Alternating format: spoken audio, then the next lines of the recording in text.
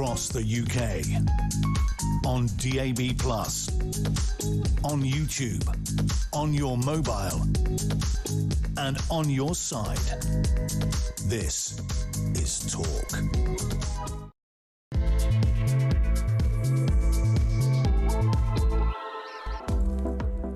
Hello there and a good evening to you. It is Petrie here with you for the next few hours, and coming up at midnight as usual it is your chance to talk back, and I do want to talk to you about this idea for young people to change their education. Now on the whole I'm absolutely on board with this. I think it is a brilliant idea. I think that a lot of us know some young people who have disengaged from education. I mean, listen, I wasn't brilliant at school. I was good at some subjects and absolutely woeful at others. I was terrible at maths and sciences. I couldn't see the point of them. I knew I wasn't going to do anything with them, and I hated it. So I was good at English, I was good at art, I was good at history, I was good at drama, those things. So probably for me it would have been a good idea to go into something more vocational, but it depends on the vocation, right?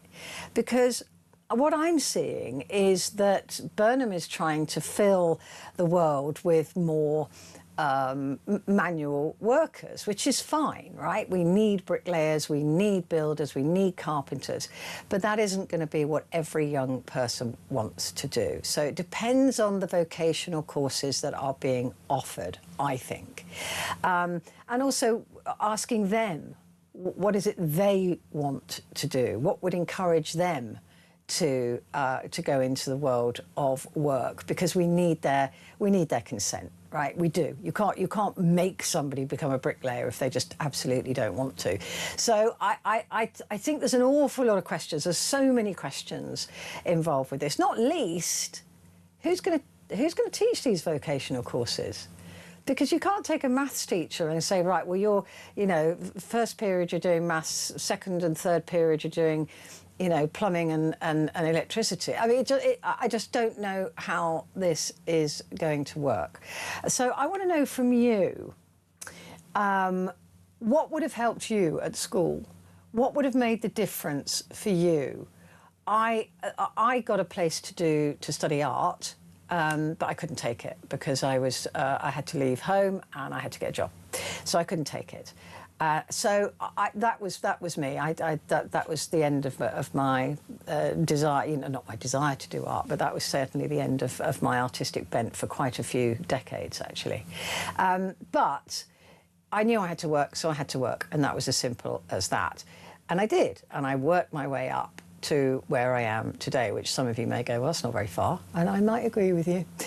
But nonetheless, that is the journey that I took. I'm an absolute living example of somebody who didn't get the education that they probably need. I'm very smart, but I'm not academic. So there's a lot of us like that around, right? That education really didn't suit me, and I used to be so ashamed of that. I'm not anymore. I'm proud of it. So what would have helped you? What would have got you through that school? What would have put you on the right path? Because I think by discussing that, we can find out what it is we need to do for young people. And if you've got a young person in your life, a son or a daughter, or a grandson or granddaughter or whatever, then give me a call. If you're looking at them and thinking, oh, their talents are being wasted, what talents have they got? What would you like to see different in the education system? Because I think the comprehensive education system has been a failure for a good few decades now. I just don't think it works. And I think even the person who designed the comprehensive system has said, I don't think it works either. So I think it's a busted flush, but we're stuck with it, aren't we? So I absolutely admire somebody wanting to change the education system, but I wonder if enough thought has been put into what it is that young people want and need, actually, to go forward. So give me a call. Let me know what you think about this. Let me know what would have helped you. Let me know what would have got you through. Any regrets that you have about either not going to university or going to university. I think there are more young people now regretting the decision to go than they ever did before. So, because they've ended up with huge debts and no jobs at the end of it. So, time for change. What would work? 0344 4991000. Those calls are charged at the national rate, but we do, of course, call you back. And text the word talk and your message to 87222, and WhatsApp is working again, so you can WhatsApp your messages as well. So that's coming up at midnight. Before that, we have Claire Muldoon actually in the studio. So she's coming into the studio. We normally get her down the line, but she's coming into the studio, so prepare for chaos to go through the papers. We're also going to be talking about the Tate brothers. Like I said, I'm absolutely fascinated by this case, and Romania and Britain trying to extradite them from the US, and all of these complications involving these two British and US citizens. We're also going to be talking about Zelensky and Trump, because they seem to be getting on, but well, couldn't get on any worse, could they? But also Netanyahu was there today. It was Lindsey Graham's memorial today, so a lot of people were there, and Netanyahu was there as well. So lots to talk about with international relations as well. But first, this story about education. The Prime Minister, Andy Burnham, announced a major shift in England's school curriculum aimed at making technical and vocational education as valued as traditional university routes. Well, in order to make it as valued, those jobs have got to be as valued, isn't it? It's not just the educational route. We've got to value those people who do those jobs more. And I think we will. I think we do. Well, I do, definitely. Rolling out in September 2028, the plan will allow for 14-year-olds to blend core GCSEs with regional technical training, work experience and local industry projects. Local mayors and employers will tailor courses to address regional skills shortages, including green energy and construction. Burnham vowed the reform would ensure Britain values the hard hat every much as the graduation cap. He's got that. Somebody's written that line for him, haven't they? And he loves it. Anyway, while business leaders praised the focus on practical skills, critics warn that early specialisation could, in fact, narrow pupils' horizons. But what do young people actually want? And have they been asked that question enough? Well, joining me now to discuss this is Roman Dibden, who's founder of Breakout, which is a youth employment charity for 16 to 25-year-olds. It based in Manchester, which is interesting because, of course, that's where Andy Burnham was the mayor up until recently. Roman, good evening to you. And can I just say happy birthday for yesterday? Oh, thank you very much. Good evening. It's great to be here. Good evening. Roman, you're barely out of being in that age bracket yourself, the 16 to 25-year-olds. What have you learned in your great wealth of experience of work, and what would have helped you? I think it's really interesting we speak about the parallels. I am very much a proud Mancunian, and I'm aware of some of the work that Andy's done in his time as mayor. And interestingly enough, I was actually excluded from education at 14, that very time that we're talking about young people making decisions that are going to affect their future. And I think, you know, I welcome the ambition with this. My concern is if I take things back to when I was 14, you know, I was a young carer for my mum that had been diagnosed with a terminal illness. Nobody in the education system stopped to ask why I was skipping school. At that point, I wasn't ready to lean in and make a decision about my future. I just wanted to spend time with my mum. That was my main priority. So, you know, I am a little bit concerned that, you know, it's all well and good having these clear tracks, or certainly aspiring to try and get these clear tracks in place. But the large majority of young people that I speak to are desperately looking for a way back in. And I think the problem with this aspiration here is what happens when we recognize that life isn't linear. You know, something goes on in their personal life, they fall out of one of these tracks. Is there a clear enough route back in? What if life changes? You know, and I think that ultimately is my big concern with this announcement. And then also capacity. You know, I think sometimes these announcements are made and employers are left kind of scratching their heads of whose actual responsibility is this? Is it going to be more pain for the employers? Is it going to be more pain for the teachers that are on the ground? So, yeah, there's been a lot of noise today, as expected. but we're still all scratching our heads on some of the detail in these announcements. Yeah, I mean, it feels to me like more of a wish list than a fully formed plan at this stage. But just referring back to you at 14, so you were excluded from school because of your attendance record, and your attendance record was bad because you were looking after your mum and nobody bothered to find out about that. How did when you wanted to go back to school, was that door then closed to you because you'd missed so much education? Yeah, so I went back to a pupil referral unit, they call them, for my final 6 months of school to get my kind of core GCSEs under my belt. And those kind of environments are sometimes under-resourced. So I was kind of capped at doing the lower tier papers. But I met an incredible careers advisor, actually, Linda. The truth is, I hated my double art lesson on a Monday morning, so I used to go and loved that. drink. It's my Right, we favourite. were opposites. We were opposites there.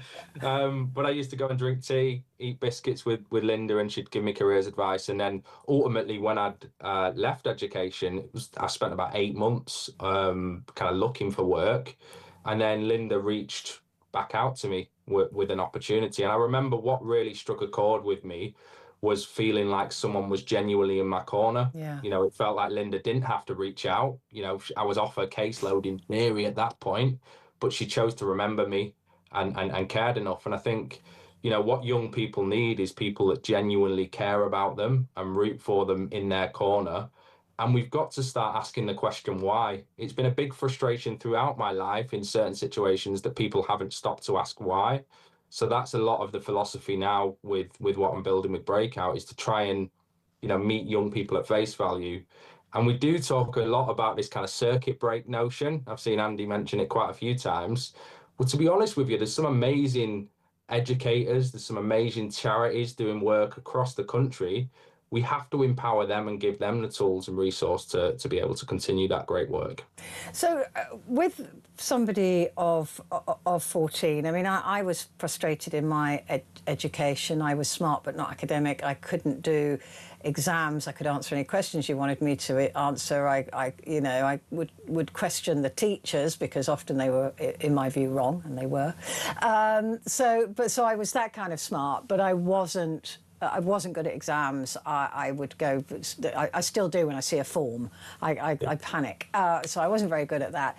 And I could have done with some really very different type of teaching, but it's not possible to provide education for every single child, is it? And that's the problem that we face, particularly within the comprehensive system, which I think is a terrible system. But I think that's the difficulty, isn't it? That they prefer it to be a sausage factory, in a way, because it's easier. Yeah, and I think we have to try and steer away from that ease of use and start to think about actually what additional resources we can put in. In fact, you being here and sharing your story so openly about your struggles with education is so incredibly powerful. And I always urge everybody to kind of share those insights, because actually, you know, not everybody follows a linear pathway. No. And we've all got our own quirks. And actually, we should be championing that, especially in this age of AI where everything sounds very, very similar now. This is about empowering young people to recognize some of those skills, qualities, things that make them unique, and be able to sort of champion that. Actually, a lot of what I find on the ground is whether, you know, there's been a big shift change, to be honest with you, over the past decade. Historically. Oh, he's frozen. Oh no, let's get him back. I think we've got a problem there with the line.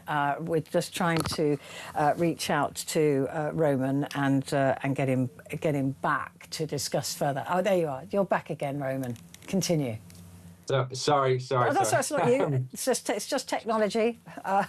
We need somebody who can switch something off and on again. So where were you? Sorry.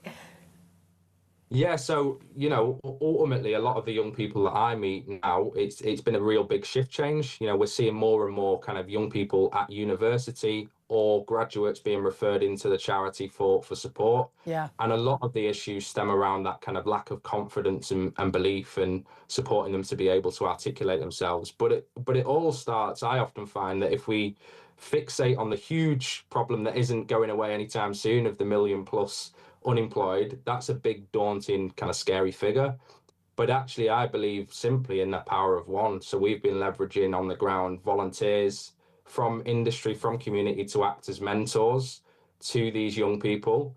And we're seeing some really, really great stories of that approach working and them feeling like someone genuinely does care, because we all deserve someone in our Yeah. corner. What do the 14-year-olds of today want? I mean, some people are of the opinion that, oh, they all want to be TikTok stars, they want to be footballers, they all want to be famous, they don't want to put the work in. You know, there's grunt work that has to be done.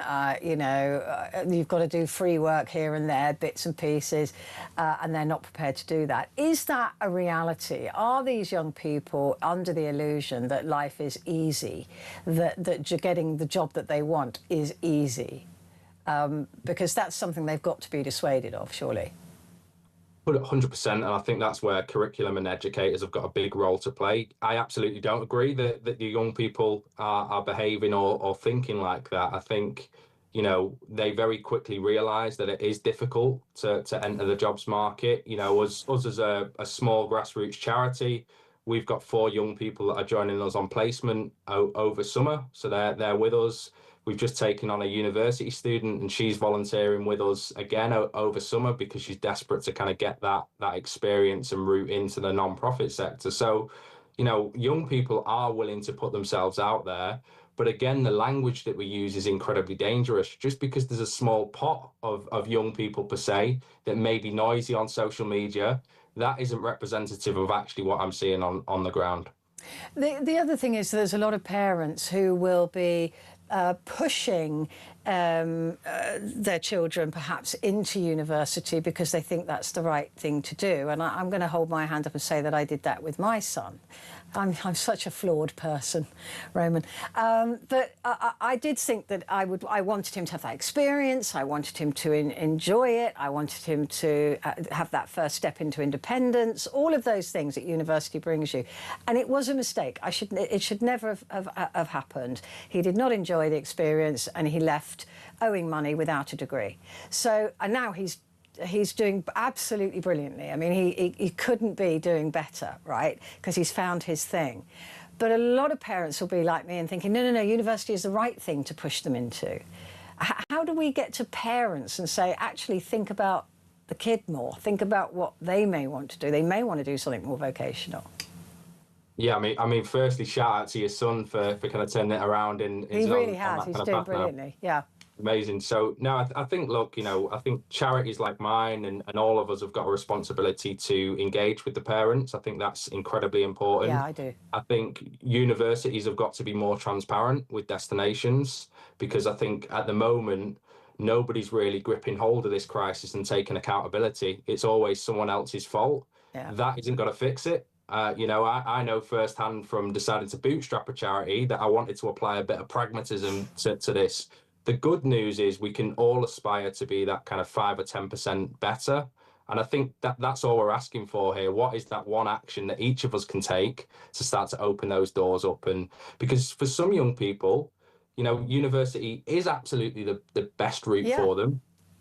But for others, it's not. And it's about kind of giving them the space to explore that without that pressure of making the final decision at a certain point in their life. I completely agree. And I honestly, I think that comes with educating the parents as well about the fact that it's not the best or only route.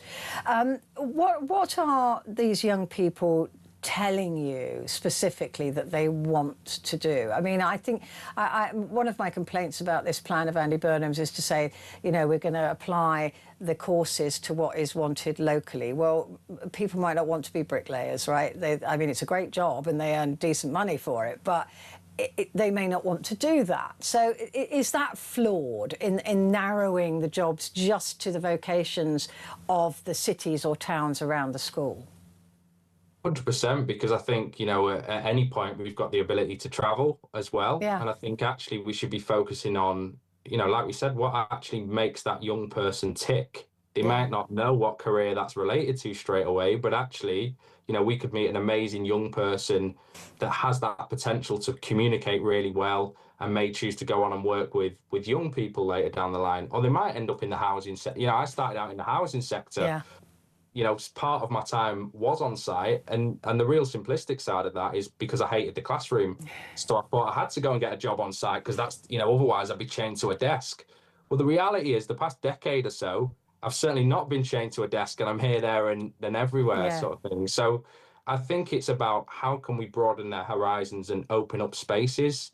What I would say with young people, sadly, is that, you know, they find themselves in environments where they feel like they don't belong.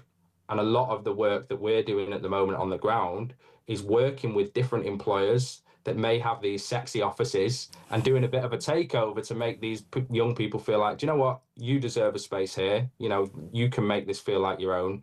And then allowing them to explore rather than saying, this is all that's there for you. You know, this is what you've got to do and that's it and that's final. Because life really isn't like that. And actually, if we stop viewing life like that, we'll be able to build more resilience in this next generation. Well, I completely agree. And by the way, the media is one of the worst for diversity. Absolutely terrible, Yeah. shocking. I think I'm possibly the only person, well, the only person to admit to not having a degree, but I'm probably the only person who doesn't have a media degree in this building. But there you go. I think it's shocking because it's not about having a degree, and I've proved that.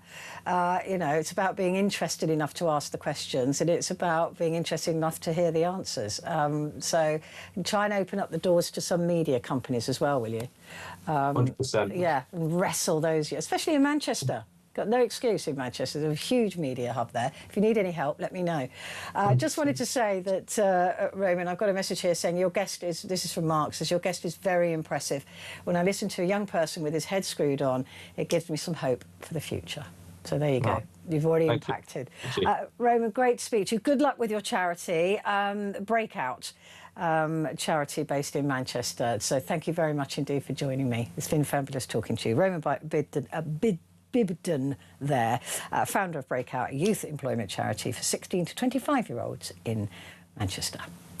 Quick break, back in a sec.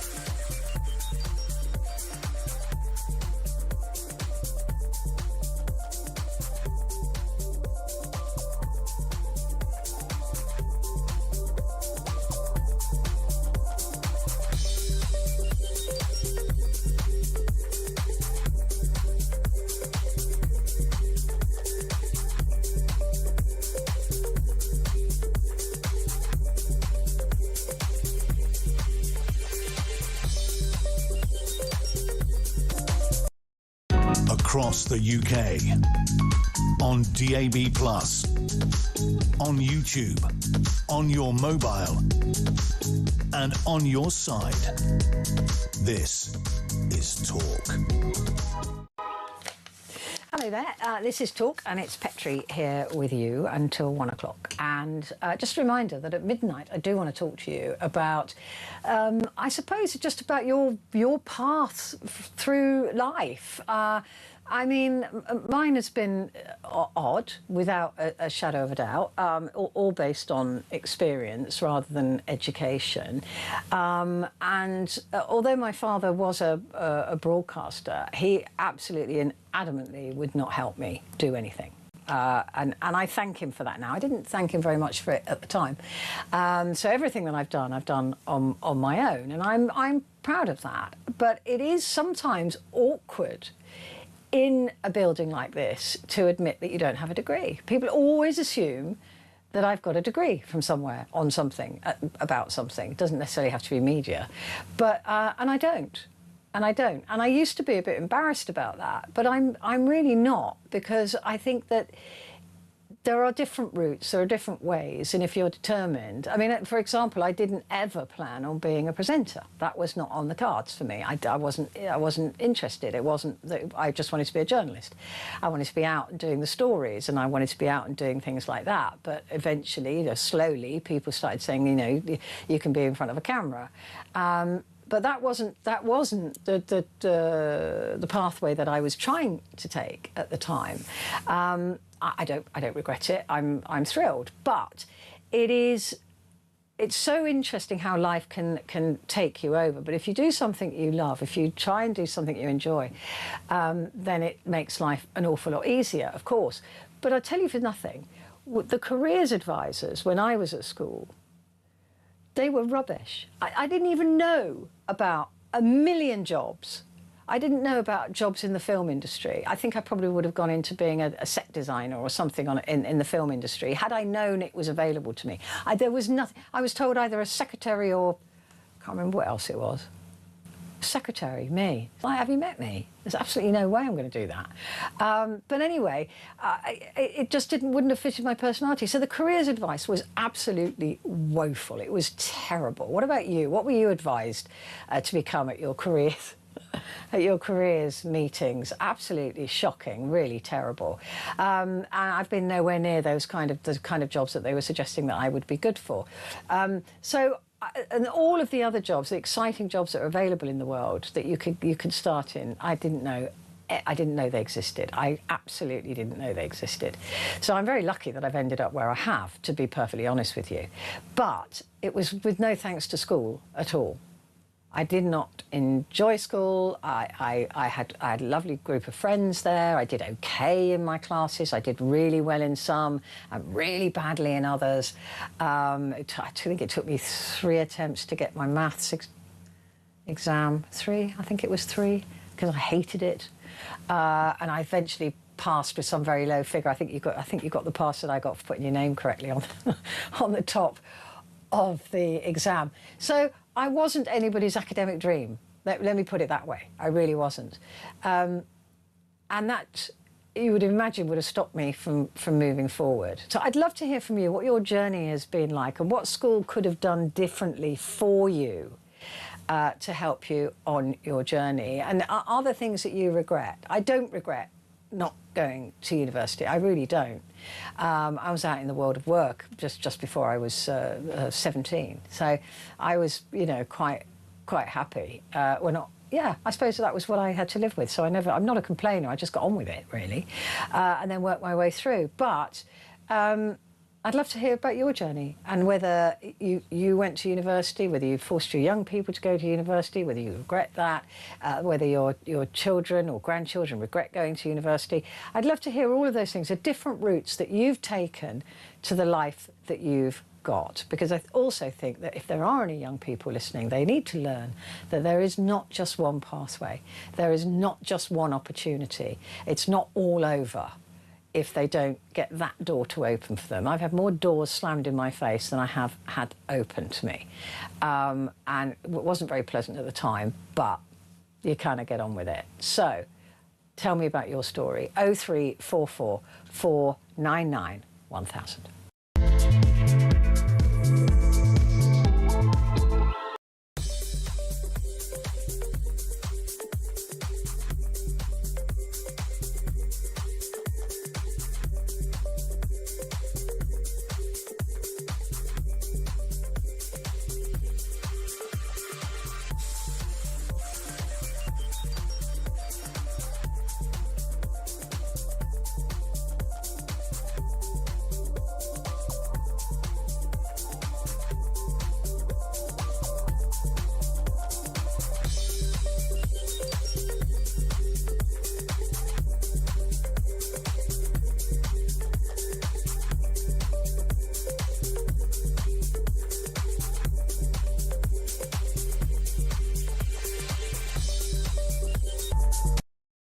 Across the UK, on DAB+, on YouTube, on your mobile, and on your side.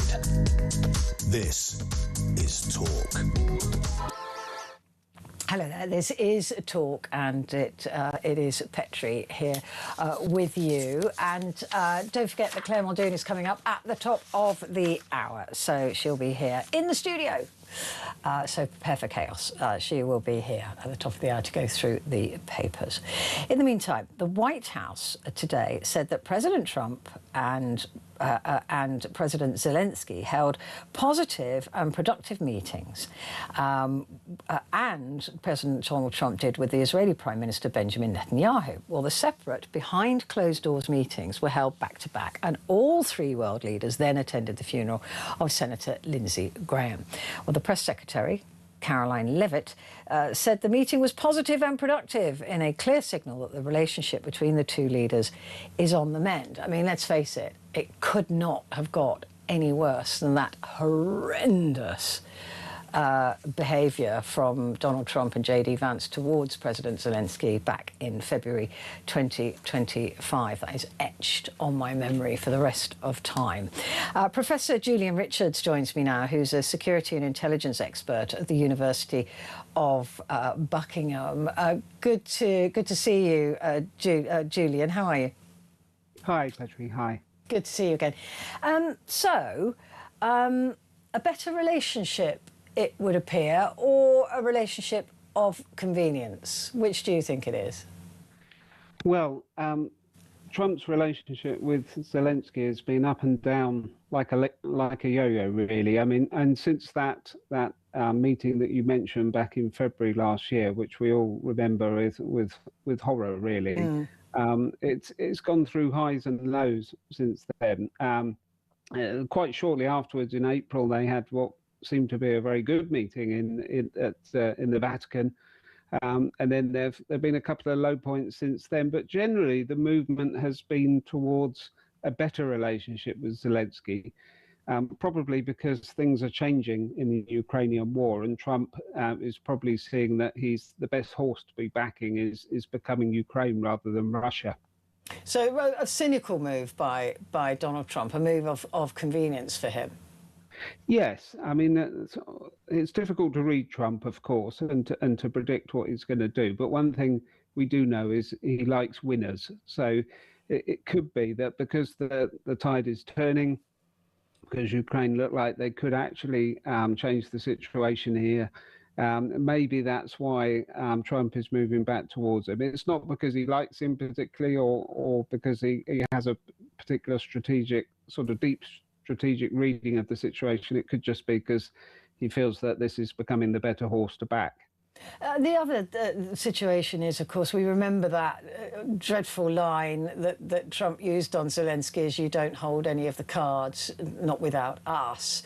And Zelensky has proved, I think he will go down as one of the greatest, war commanders in history, in fact, because he's proved to be so resilient.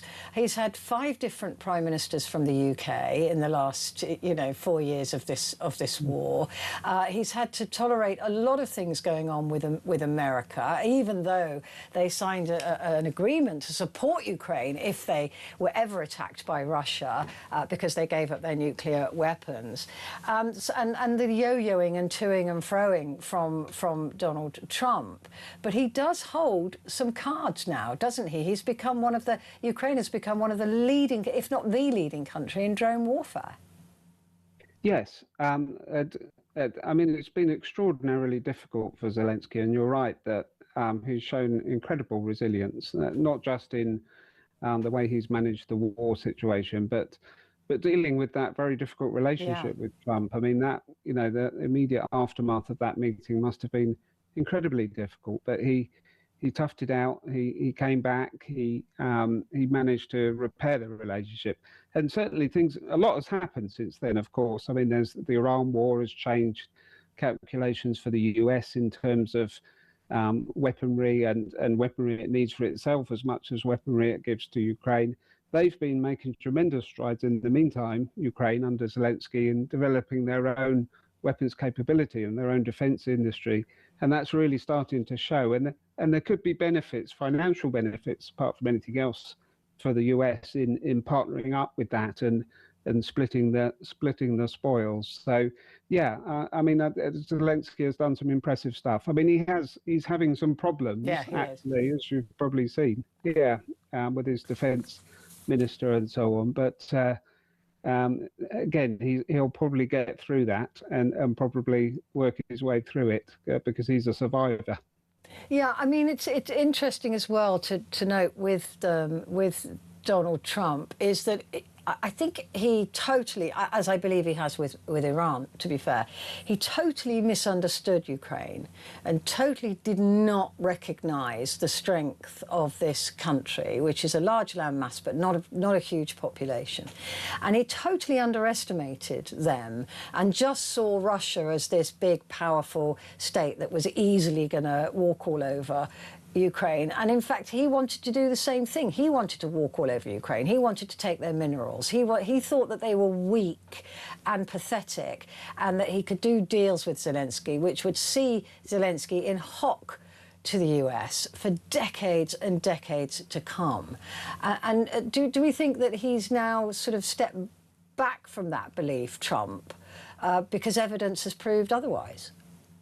Yeah, I think he's reappraising the situation for sure, and again, Trump appreciates toughness and strength, and you're absolutely right, Petrie. At first, he thought that Putin was the tough guy who was going to roll over Ukraine, so that's where, and he liked that, he appreciated that to a certain extent, Donald Trump, but now the situation is turning. There's still potentially some tremendous financial benefits for the US in the sort of post-war Ukraine, but they're shifting, they're changing to different situations, perhaps to a galloping defence industry that could be invested in. And to be fair, I think we all underestimated the situation, didn't we, when Russia first invaded? All the statistics would suggest that Russia would have, easily, much bigger, much stronger, would have easily won over. And I think it's been a surprise to every single one of us how they struggled and how resilient Ukraine has been. Absolutely incredible, and poor old Zelensky having to sort of hawk himself around the world, asking for help, but he does it with so much dignity. The other war, of course, and actually they are becoming more connected now, is the Middle East situation. And since it appears that Ukraine attacked that Iranian ship, which they say was carrying arms and weapons to Russia to use against Ukraine, so that's why they hit it. The Russians and the Iranians have denied that and said no, it was just a commercial vehicle. I think I know where I'd put my money, but that is now potentially dragged from the Middle East into Europe. It's quite a difficult situation, isn't it? It is. It's an incredibly complex situation, and we've seen that Ukraine, again, partly because of its tremendous strides that it's making in elements of its defence industry, particularly with the development of longer-range cruise missiles. It's now producing those at a fraction of the cost of the more sophisticated Western missiles. And Middle Eastern states are getting interested. It's no surprise that Zelensky visited Saudi Arabia recently and was talking to them about defence deals. So there's an incredibly complex and Byzantine web of interests and counter-interests going on, and a lot of states kind of looking to the future, thinking who they should back when this comes through. Iran, as we know, is traditionally an ally of Russia's, and they've worked together, but Russia itself must be kind of scratching its head trying to reappraise this situation, because it's not going well for them on a number of different fronts, as this demonstrates. Yeah, absolutely. Benjamin Netanyahu was there today as well. It wasn't just Zelensky. He was great pals with Lindsey Graham. And they were there ostensibly for the funeral, but of course some business was done as well. Now, Netanyahu went in second to Zelensky, which I always think is an interesting and deliberate sign of something, of what I don't know. But Trump would have made that decision. And he saw Zelensky first. Then he saw Netanyahu in a closed meeting for an hour and a half. It can only be imagined what they were talking about, because I understand that they've got entirely different views on how, when, or even if this war with Iran should end. What are we expecting to hear, do you think? Well, yeah, and again, a very difficult situation for the US, particularly, actually. As we know, Netanyahu was pushing for the Iran operation very hard, and once it got underway, he saw it as his golden opportunity to put the foot to the floor and finish off Iran and its key proxy Hezbollah. And he doesn't want to stop. And even throughout attempts at diplomatic negotiations and ceasefires, he's still going all guns blazing, really, and particularly as we've seen latterly in southern Lebanon.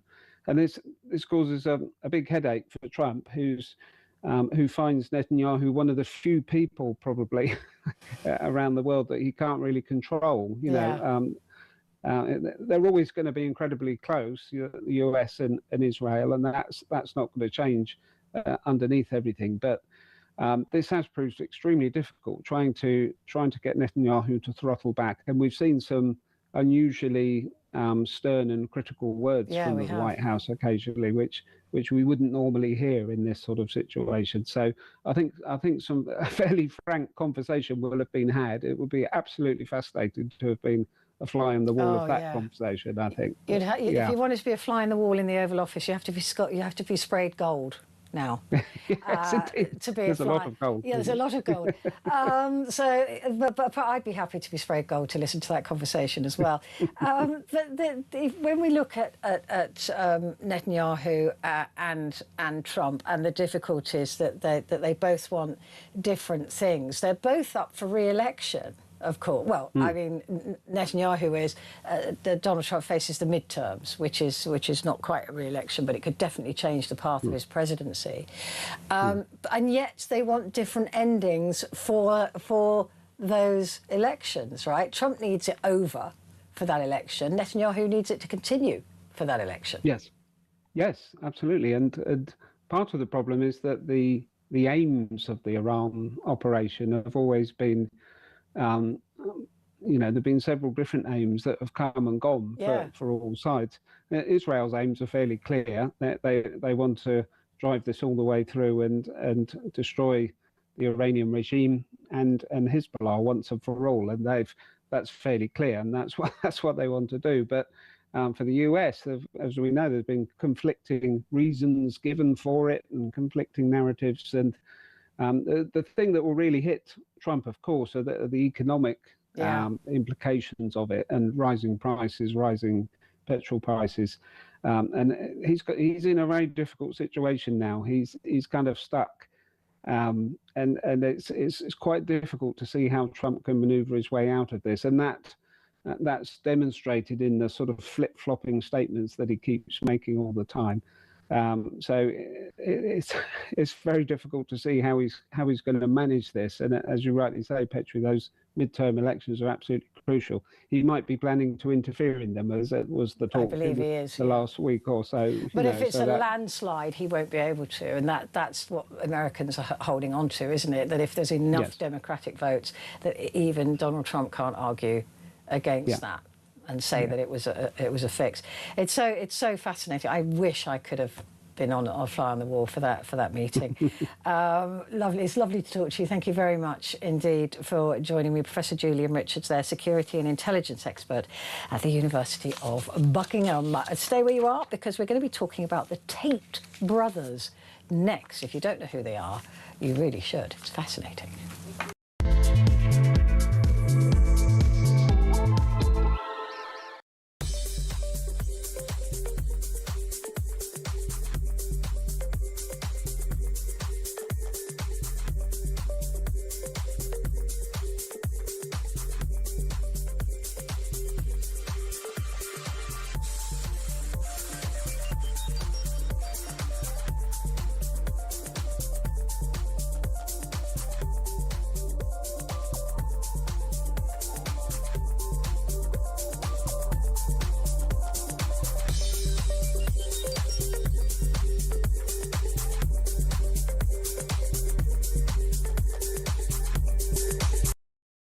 Across the UK on DAB+, on YouTube, on your mobile, and on your side. This is Talk. So, Andrew and Tristan Tate, infamous brothers from social media, infamous in their misogyny, certainly the stuff that they put out, very anti-women, how to control your women, all these things, sort of the red pill. They're the original red pill boys, men. And they have been arrested now in the United States of America. They're half US and half British, that's their citizenship.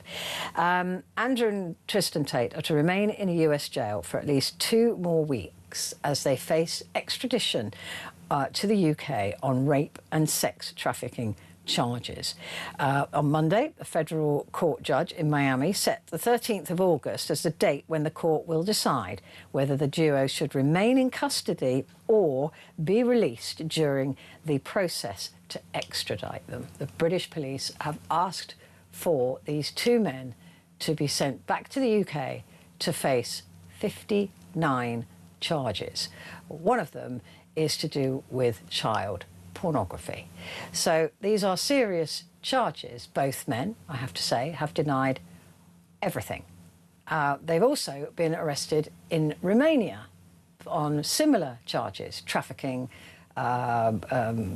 sexual assault, all sorts of things, trafficking women for sex. They are incredibly controversial, and this story is very, very interesting because this is the manosphere gone mad. These 2 were responsible for an awful lot of what we're seeing in the manosphere at the moment, the misogyny, the hatred, literal hatred of women, the blaming of women for all men's ills, starts and originates really with these 2. They are certainly they had millions and millions of followers. Interestingly, the only place they're being followed at the moment is on X. They've got 10 million followers on X because every other platform has deplatformed them. They've been pushed off because of their hateful rhetoric and their hateful narrative. Now, both these men, as hateful as they are, they do say that they are innocent of all criminal charges, but there they are in jail in America waiting to be extradited to face 59 charges here in the UK. They already face charges in Romania. They have to report back to Romania once a month as part of their bail arrangements, which they do. Wherever they are in the world, they fly back to Romania to sign into their bail arrangements, right? So that's part of the story. But what are the requirements for extradition? Why is this such a big deal? Well, joining me now to discuss this is Sid Venkatarakrishnan. I hope I got that nearly right, Sid. It's a lot of letters, yeah, so thank you very much. It was a bumble. How do you say it? Venkatarakrishnan. It was close. Don't worry, Sid, I have the same problem with Petrie. I know, it's just one of those names. But anyway, thank you for joining me, Sid. It's a great pleasure to see you. A journalist and analyst at the Institute for Strategic Dialogue. This case really fascinates me, not just because of who they are and what they're being accused of, but also the idea that they went over to America just to have a bit of a holiday or a business meeting or whatever, and they were arrested. What is the process of that extradition arrest? What would the American police have been told? What would they have been shown?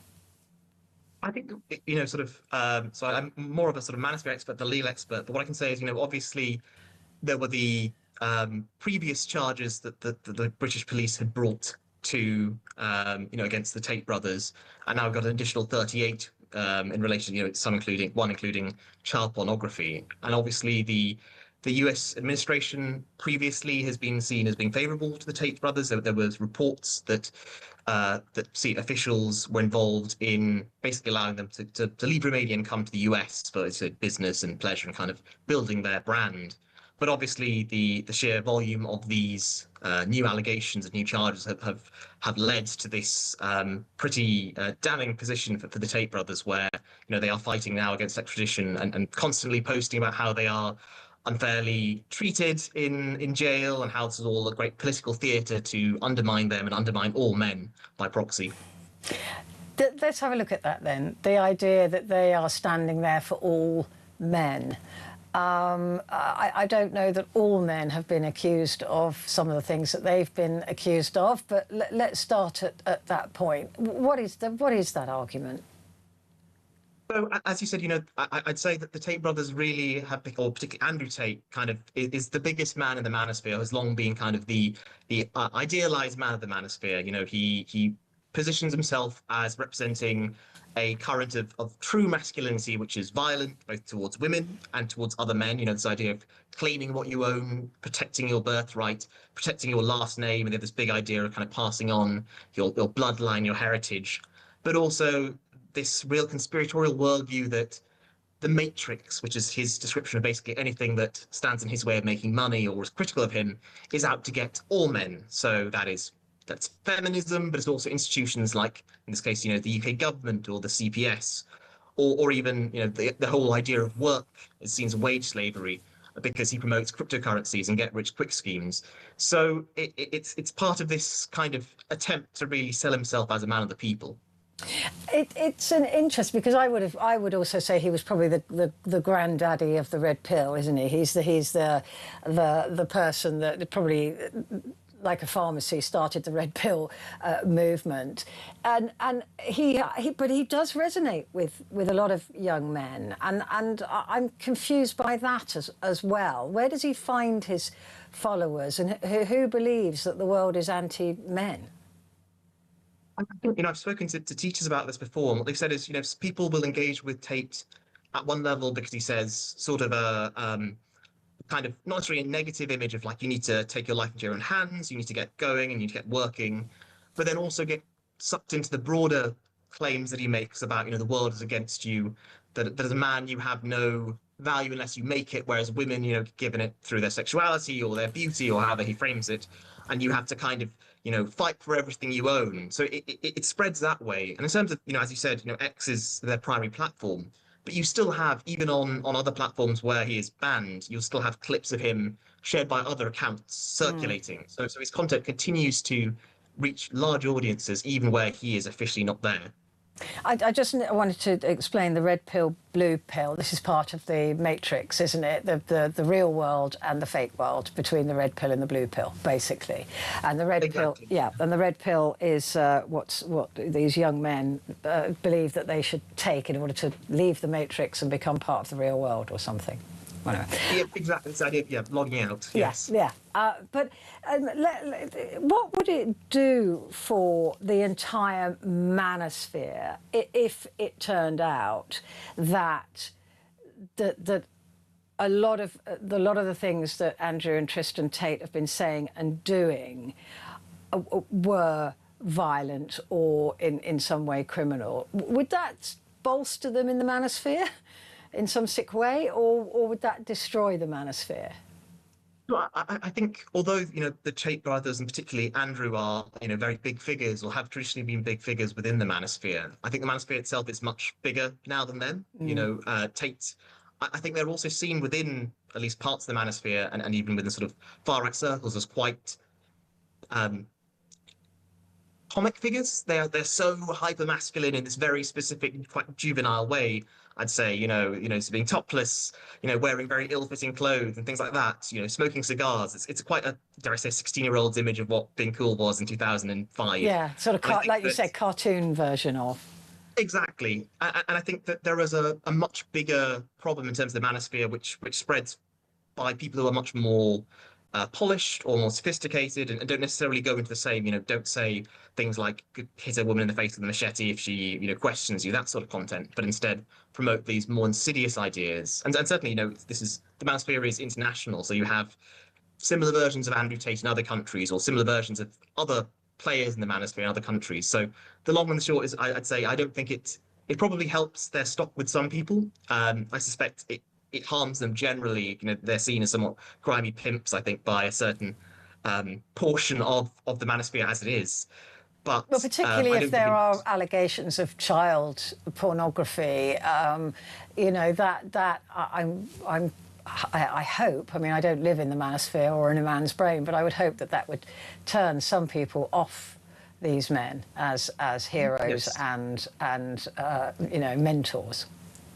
Yeah, absolutely. I think that the manosphere is not a homogenous space, and certainly I think the majority of people will probably say, if they hear these things, they will think this is abhorrent. But also, it's worth considering that given that they have argued that they are political prisoners, this is lawfare, I suspect a number of their followers will believe that regardless of the outcome of the case, whether they're extradited, whether they're charged in the end, they will believe this is all just politics against them and that they were never actually guilty in the first place. Yeah, I mean, we know that a lot of people play that game, don't they? The victim card to get out of any responsibility for their actions. The Tate brothers, though, have amassed quite a fortune, haven't they, with their various dealings. So that, again, in terms of the manosphere, must be quite attractive to some young people who are thinking, well, how do I make that sort of money? How am I get that car or that tight-fitting purple shirt or whatever? Absolutely. I think they've probably been the most, one of the most effective in terms of diversifying and into things like, obviously, on the extreme end, the sex trafficking and, sort of essentially acting as pimps, but also sort of more financial harms in terms of promoting cryptocurrencies and sort of high-risk investments, which they've constantly iterated as things have got bad press. They moved on to something else. They've promoted affiliate marketing. And I think that definitely that is a big part of their appeal, and part of the manosphere appeal as a whole is that, this is your way to financial freedom and to being a real man. If you want to not have to work a day in your life after this, you do this and you break free. Yeah, I just wish I understood the manosphere more, or maybe I don't want to understand the manosphere more. But probably not. Probably not. Sid, thank you very much indeed for joining me. Thank you very much. That's Sid Venkatarakrishna. I tried.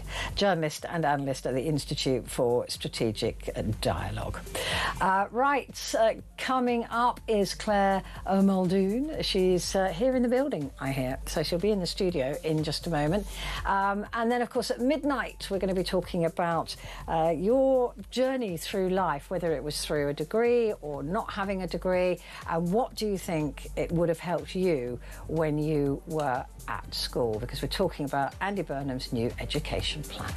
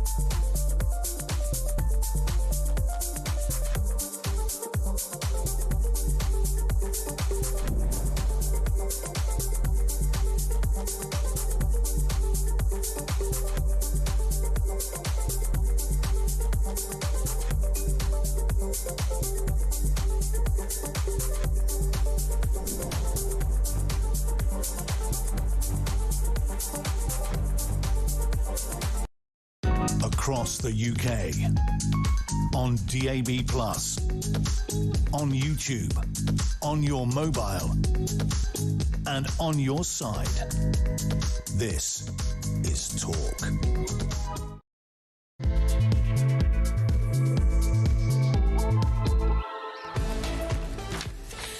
Hello there. This is Petrie here with you, and this is Nightlife. And with me in the studio, I have to introduce her straight away, really, because she's here. I know. Chaos is going to reign. Claire Muldoon. It is true. I am here. Oh, I've even got the perfect camera. I don't have that stupid camera with the awful lines. Oh, it's awful. Thank you. Yeah, that's Adam sorting it out for you. Adam's just an absolute star. Yeah. But yes, I'm here actually in the flesh. You're here. I'm at one with you. I know, I can't believe it. It's brilliant. I can't believe it either. Sheer fluke. Sheer fluke, because I completely and utterly made a huge mistake, a grandiose mistake. But then, hey... You went to the wrong theatre. She went to the wrong theatre tonight. I did. I went to the theatre in Hammersmith, and then I found out the play that I was supposed to be seeing wasn't actually playing in Hammersmith. It was playing in town. So then I had to make a quick call to your lovely producer behind the screen. And I said, well, is it possible I could actually come in person? I mean, we've had the red carpet done for you. Everything. I know, and I actually took a bit of it with me into the studio, as you can see. Light-fingered Annie, that's what we call her. That's what you call her. I'm almost like one of your squirrels, aren't I? Did you hear about those lamps, those street lamps that are being stolen? Do you think I've got humongous squirrels now? Big squirrels, like beavers. In Shibu. And they've been stealing street lamps because they can't steal... I've gone solar now. So, and they're planted in the ground. So then, you told me you were going to get them. Yeah, so far the squirrels have left them alone. Have you got the hot tub yet? Yeah. I'll show you pictures later. I live in it, by the way. Right, so 14-year-olds. Yeah. And their education. I'm a big fan of this, but I can't see how it's going to work. What, the apprenticeships? I'm a big fan in looking at a 14-year-old and saying, probably sciences are, you know, if you're not interested in them, you're disengaging from education, what do you want to learn? What could you learn? I'm a big fan of that, in splitting education at the age of 14. I think it's too soon, and I don't think we've got the calibre of teachers yet to do it, because teaching, unfortunately, now is no longer the profession that it once was. And I love teachers. I think it's a great vocation. I couldn't do it myself, but I think a really fantastic teacher is just worth their weight in gold. And I think they are like the sorting hat, almost, of what children should become. And that's why their vocation is so important, because really good teachers that, you know, have not just fallen into it because they haven't been able to do anything else, or are not just coming from Europe or Australia or New Zealand or anywhere else in a gap year. They're actually motivated. They're actually wanting to change children's lives. So it's less transient if you have that in situ. Do you think 14 is too young then? I don't think 14 is too young necessarily. All I'm saying is that I don't think we've got the calibre of teacher at the moment that would be able to funnel the children and show the children and know the kids what they are good at and what they're not. And a lot of that is to do with, you know, how the child would present, because a lot of kids don't know they're creative until they get a really good teacher. Yeah. And that's the way to open up. And you know there's a fine line between maths and art, for instance. There really is, yeah. Which is why I can't do a grid on my... But you're an art, you're very creative. You're a journalist, you can write, you can paint. Yeah. Maybe not do the maths. Right, well, that's one arc then that you just don't fall into, right? There's always an exception to the rule. But it would be great if we had the chutzpah behind it to drive it forward. I think what Burnham has to do is start declassifying tertiary education providers from universities back to technical colleges. I think that then would give the funding, would then give... Actually, it would make jobs, because a lot of the tradespeople would have to go and teach, for instance, which would be great as well.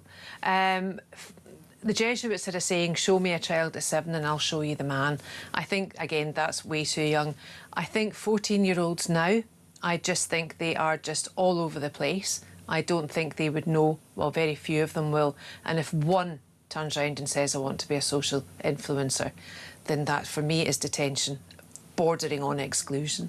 Yeah, no, I would agree. That's interesting. I was chatting to a guy earlier on and asking him, because he was excluded from school when he was 14. Yeah, why? Guest, because his mother had a terminal diagnosis, and so he skipped school to help her with going to hospital appointments, and he wanted. That's tragic. And he wanted to be with his mum. But he was excluded. Yeah, he was. Where is the compassion? Where is the care? Absolutely. Where is the? I find that really shocking that he had no route back. He was put into a referral unit for the last 6 months of his education. I mean, so I think, like you're saying quite rightly, is that there has to be a better understanding of these young people. And that's why I wanted to interview a young person about it, because it's all very well grown-ups saying, this is what I think you should do, but if you haven't got the consent of the children and the understanding of the children, then it's just not going to work. It's just not going to rub. No. It just isn't. And, you know, they've been sold this absolute lie that you have to go to university, Absolutely. you have to get your degree, but you don't. Yeah. You really don't. I didn't. And I don't think that you should. No. I made the mistake. Saddle yourself son with should 60 grand worth of debt. Yeah, my son should never have gone to university. He should never have gone, because we both agreed to that now. But it was kind of me thinking, well, I want you to have that experience. I think it would be great. He's a very smart kid, but I should have seen him more in my calibre, where I'm smart, but I am not academic at all. I mean, give me a book and I'll read it, and I'll tell you what words are on what page. Absolutely, you will. Yeah. But to sit down and do an exam, no, I go form blind now. Yeah. I panic when I see a form. I always fill it in wrong. I fill it in and then find out it should have been a red pen. Do you not think that instead of a blue secondary pen. education as well has got a lot to blame for this dilution, because they have made the exams almost defunct. A memory test, yeah. They're just a memory test. There's no open intelligence in it. No, there's not. And there's, you know, an open book test. You can have your books there. I used to have to, well, you would as well. You had to learn your quotes for your English lit exams. Oh, yeah, you couldn't You had to learn your mathematical formula for trig, calculus and algebra. Yeah. And you just had to know it. And you either wanted to, you were either engaged and you hated it, having to do it. But, you know, we did it. But I think now it's just, you can just do everything online. I just find that it's a complete dilution of education. Education should be about teaching you how to think, not what to think. Yeah, exactly. And I think that have a critical... having critical thought, because that's how I brought up my son, and I know you did with your kids.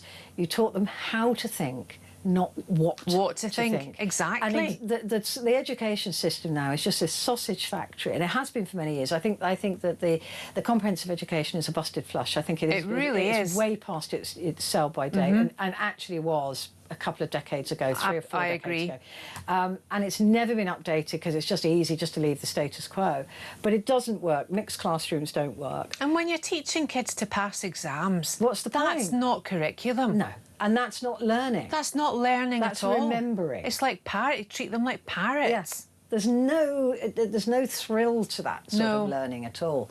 And I think that that's why so many children have disengaged from education. I don't blame them. And then gone to university to earn to get a degree in underwater basket weaving and all that rubbish. Exactly. And then coming out... Because the value of education's completely diluted too. It really, really has. So I'm in favour of anything that shakes up the education. The idea that this is going to be in place in 2 years' time is absolutely bokum. I think it's absolute nonsense. And like you said, we don't have the teaching skills. I was saying earlier on, you can't say to a maths teacher, right, you've got double maths on Monday, and then on Wednesday and Thursday you're teaching double plumbing and electrics. Of course not, yes, I mean, exactly. I know that, you know, our sports teachers were always RE teachers. Or you've got people like, what's his name, Wayne Rooney, looking like a geography teacher, a supply geography teacher. But he could go in and teach something to do with sport, couldn't he? Well, he could do. But that's the thing. Where are they going to get all these vocational teachers? Well, this is exactly my point. I think they have to reclassify some of the local universities, shall we say, put them back to and get technical, you know, really good techies in of sparkies, chippies, plumbers, get them all in, because these are jobs that AI cannot overtake and do. I mean, and also hairdressing they earn a fortune. Makeup and that's us back to stage design, Secret Lives of Gypsy Wives. Yeah. And but also the vocational courses that are on offer. Not every child is going to want to be a plumber or an electrician. Yeah. Even though they are incredibly skilled jobs and incredibly well-paid jobs.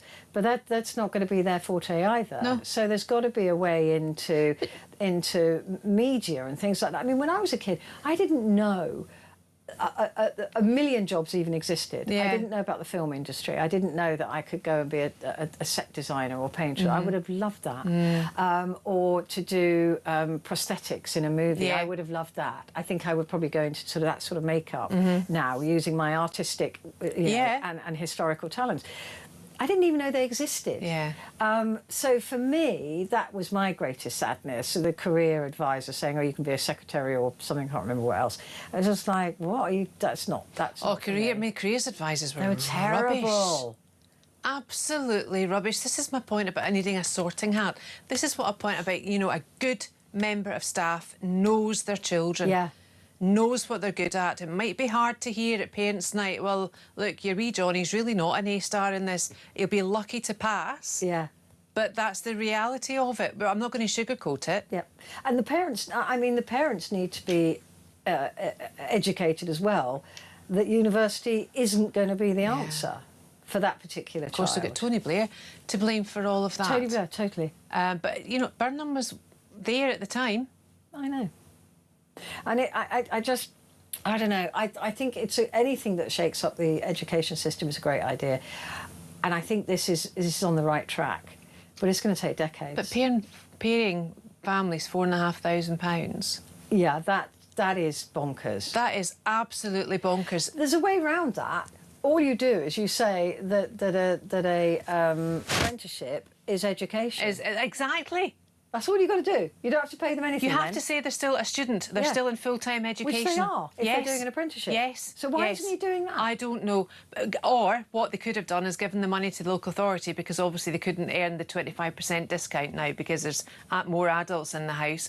You can compensate, and you can, you know, it's like death tax. Pardon? Don't frame it as that. You're supposed to be good at comms.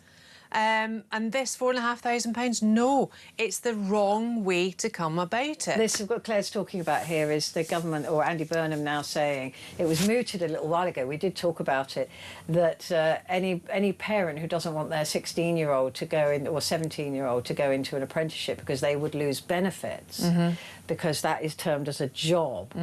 Instead of being an education. Andy Burnham is saying that he'll give them a grant, which is in other words a gift, of £4,500 to cover what they lose in benefits. But if they just reframe an apprenticeship until you're 18 to being an educational apprenticeship, you don't have to give... Because it'd be like the child is still in sixth form. Exactly.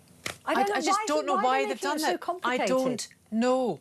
Because that is another level of admin to sort out paying these people this money. Just say until you're 18 you're still in education, even if you're in a job that pays you 12p an hour.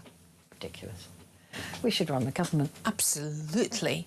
Well, we do actually, don't we? Actually, and we've got rid of digital ID now, as I've said, and there was something else as well. So he's clearly listening to us, Petrie. Clearly. He'd be a fool not to, frankly. I can't believe I'm wearing red. I know. I thought about that, you know, on, was it the other Monday? Yeah, when he was made Prime Minister, I was going to wear a red cardigan. I thought, I can't wear it. I thought, political bias. Yeah, I just thought, no, somebody's going to notice that. See, I do think about these things. Right. You've got Zach Polanski's nails on now, then, again, love. I mean, I'm all sorts now, literally. That's what I'm going to talk about at midnight. Do give me a call. What would have helped you when you were at school, when you were 14? Did you take the normal route, or what do you think would work? What do you think we're going to have to do to change this education system? Because it absolutely needs changing. It has done for many, many decades. But we've got the chance now, so let me know what you think. 0344 499 1000. Those calls are charged at the national rate, but we do call you back. And you can text the word talk and your message to 87222.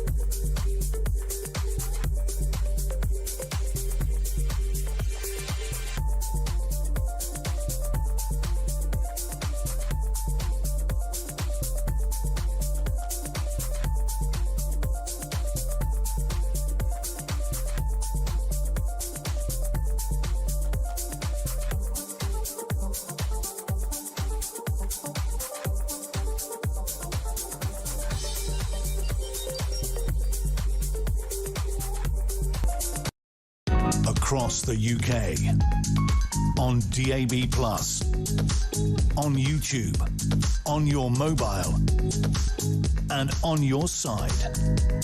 This is Talk. Hello there, this is Talk, and it is Petrie here with you, and with me, the fabulous Claire Muldoon. That colour really suits you, by the way. Thank you. Looks really good on you. Thank you. Let's have a look at the Times. Shake-up of social care to lock out private firms. Privately run nursing home chains face being cut out of a radical shake-up of social care in England to prevent taxpayers' money being used to subsidise the profits of private equity. Now, again, I fully support this, but what are they going to replace those homes with? Well, yes, exactly. I mean, it's all half-baked. Yeah, thank you. That's the one. The thing about this is, right, I've got a plan for this as well, actually. Oh, good. Because I think between people presenting in A&E, right, and being treated in corridors is an absolute disgrace. Yeah. Right? Complete and utter disgrace. The reason that is the case is because the beds are all full in the hospital. Now, by beds, I even mean empty beds, because that's classed as a full bed because they don't have enough staff to staff it, so it's still a bed. What we have to do is discharge people that can leave the hospital. And there's a lot of people, more often than not, they're geriatrics, i.e. over the age of whatever geriatrics are now, 60, 65. If you're a geriatric mother, you're over 40 when you're presenting in pregnancy. But for geriatrics, why don't you get the social services, occupational health, and, you know, the hospital team communicate with each other, put in place everything that they need, because 15 minutes every 4 times a day is not enough in terms of a social care visit. Perhaps the house visit that has been done identifies needs, OK? We know that people survive longer and are happier in their own homes, in their home environments. That's great. Why don't we get these people home sooner? And what that will take is communication and education. That money is already there because everyone is already still working. It's the paperwork that goes awry, that goes amiss. People can be sitting in hospitals for up to a week before the package is out. Oh, it's absolutely shocking. I mean, my experiences of this are with my brother. Yeah. And I used to have meetings upon meetings upon meetings, right? Multi-agency meetings with his doctors, physiotherapists, specialists, neurologists, specialists in dementia, specialist people who help with, like, what they call occupational health. All of these people, and then there'd be, in my case, a teenager who is in social services, who we're trying to put together a programme that works for my brother, saying that he needs this care. He can't have an oven, he can't have anything. It has to be things that switch themselves off, so a microwave or an air fryer, for example, that has a time on it that it won't cause a fire. So no ovens, nothing like that. So trying to be like this and talking about his mobility and things like that. And then this social worker would pop up and go, well, I've spoken to him and he seems fine. Yeah, so that's... So it's like, what? There's a neurologist there telling you... Exactly.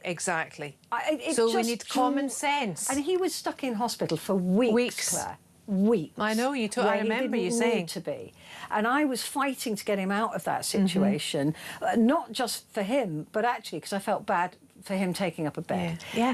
But trying to get those agencies to, and I think the big mistake was in separating social services from the NHS, because now they're battling each other. Because this is... And the doctors were furious with social This is what services. I think as well, it all has to come under, all of this care has to come under the burden of the NHS. I agree. It really does, because that is the only way they're going to be able to muscle in, effect change, and therefore make the change. And it has to be patient-focused. But what is wrong with bringing back the kind of cottage hospital, much cheaper to run? It would be fantastic. We managed to build what these stupid hospitals that were never used. The Nightingale hospitals. That were never used.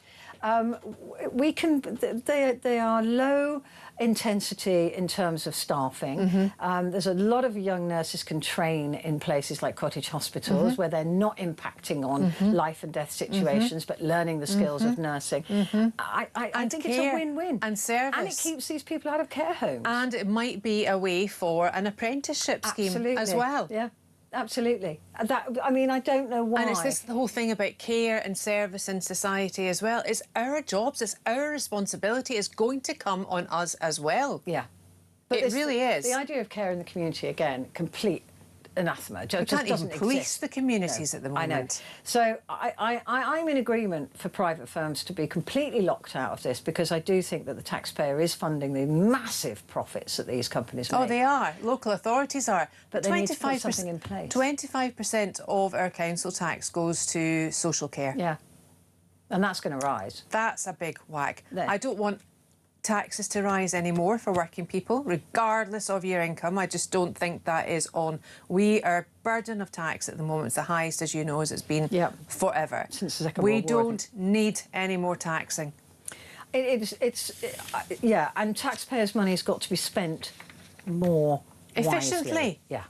And the idea that we're propping up these private equity firms is absolutely disgusting. It is absolutely disgusting. But they need to put something in place, and I think the only thing they can put in place to make this work is another layer of NHS care that is lower than hospital care and has all the benefits that we've mentioned, and it will be an awful lot cheaper than keeping those people in those beds. And in some of those beds, you know, they've got to have 4 nurses 24 hours a day.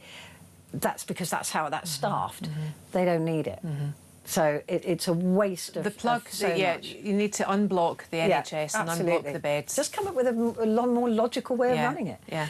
Red card for FIFA's plan to sell the World Cup. I must admit this has passed me by. Andy Burnham has joined condemnation of a FIFA plan to sell stakes in the World Cup to private investors. Do you know who the private investor is? Is it Donald Trump? Well, it's Donald Trump's son-in-law's brother. What a shocker. What a surprise. And that's a nib in the FT. That is unbelievable.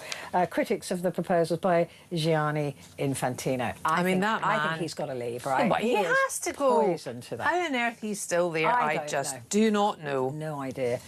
Right, The Guardian. Burnham calls for consensus on urgent fix. Well, all he has to do is call your show, Petrie, and he can get the knowledge. Andy, give us a call. We'll put you right, me and Claire. We'll get it sorted. We've sorted out your apprenticeships. We've sorted out nursing apprenticeships. We've sorted out emptying the beds. We've sorted out training.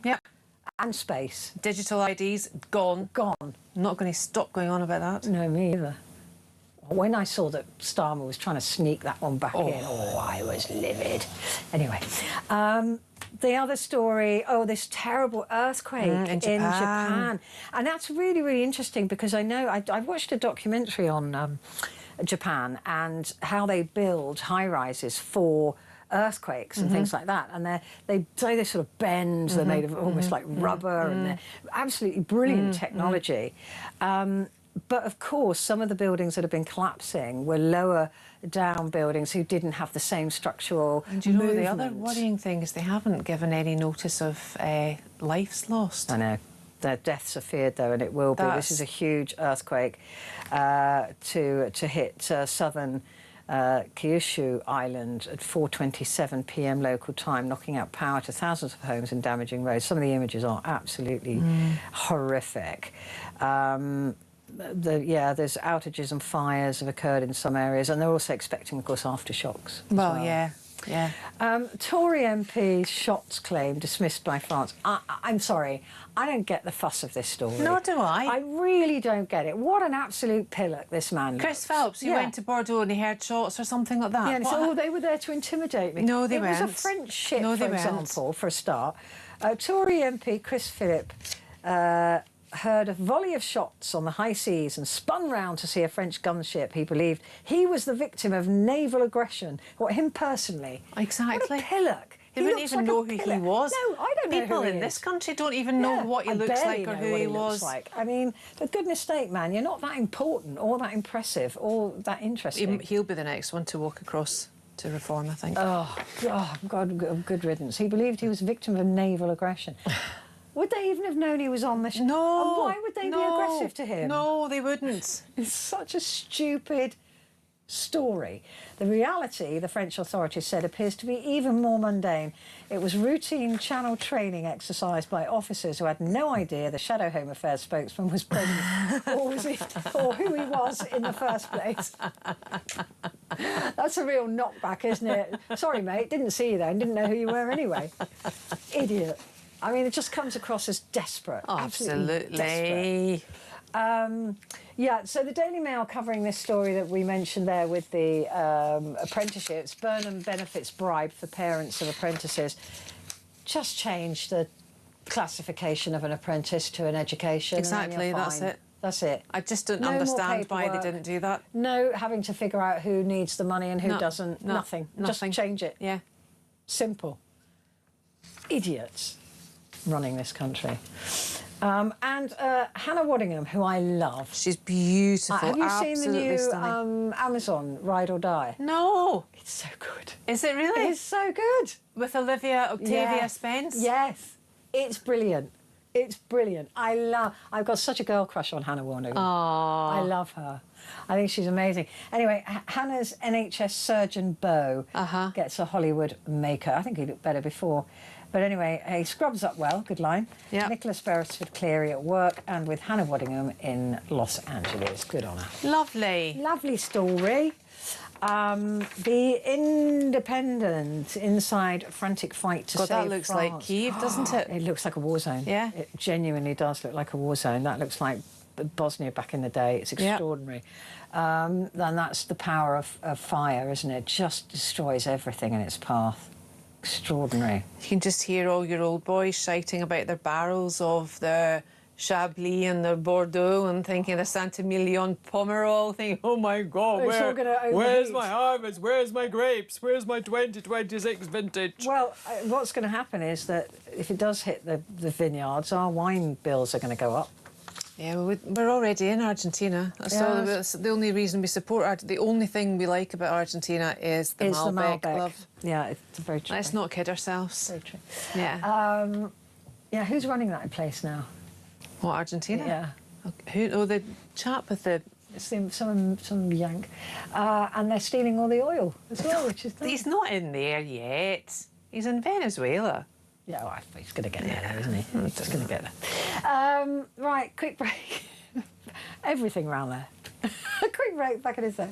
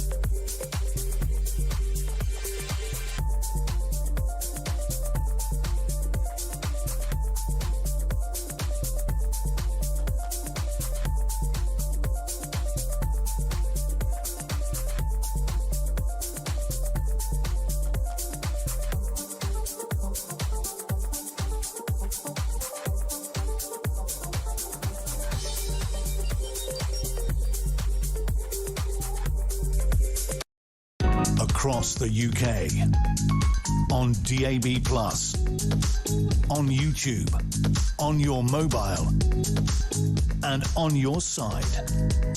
This is Talk. That is so... Oh, hello, we're gossiping. Right, it's Petrie here with you and Claire Muldoon. This is why we're not allowed in the studio together. This is why you'll be sent straight back home next time. Right, let's continue with the papers. The Sun newspaper is talking about the FIFA plot to flog off the World Cup to investors. Surely it can't happen. Surely not. UEFA really have to stand up to them, you know, and Infantino has to leave. Yeah, I mean, the UEFA's saying it crosses a line. I mean, well, it does. If it's owned by America, then they'll want the World Cup in America every year, won't they? Because of the money that it makes. So it can't. Surely this can't go ahead. People close to his pal Donald Trump have reportedly been consulted. Why? It's ridiculous. Why don't those two just get married and leave the rest of us alone? George Michael's a story at the top here saying George Michael's estate is suing his former best pal over footage from the recording of a lost album. So that's still going on. The Daily Telegraph, workers face new tax to fund social care. Health officials draw up a plan for a 1.8% levy on earnings to pay for Burnham's reforms. So that's a tax increase. A new tax on income to fund social care. I thought that he didn't have the mandate for that. Well, he said he was coming in on the manifesto that Starmer got the landslide victory on in June 2024. Tax or VAT. But it's funny how we all knew it would happen. And we all knew that was going to happen. Yeah, he has cut the VAT for hospitality, hasn't he? Yeah. He needed to do... No, he cut the business rates. Right. What he should have done is cut the VAT for 20%. hospitality. Yeah. Telegraph understands that civil servants drafted several new funding models for social care last month after Burnham said he would make the issue a top priority.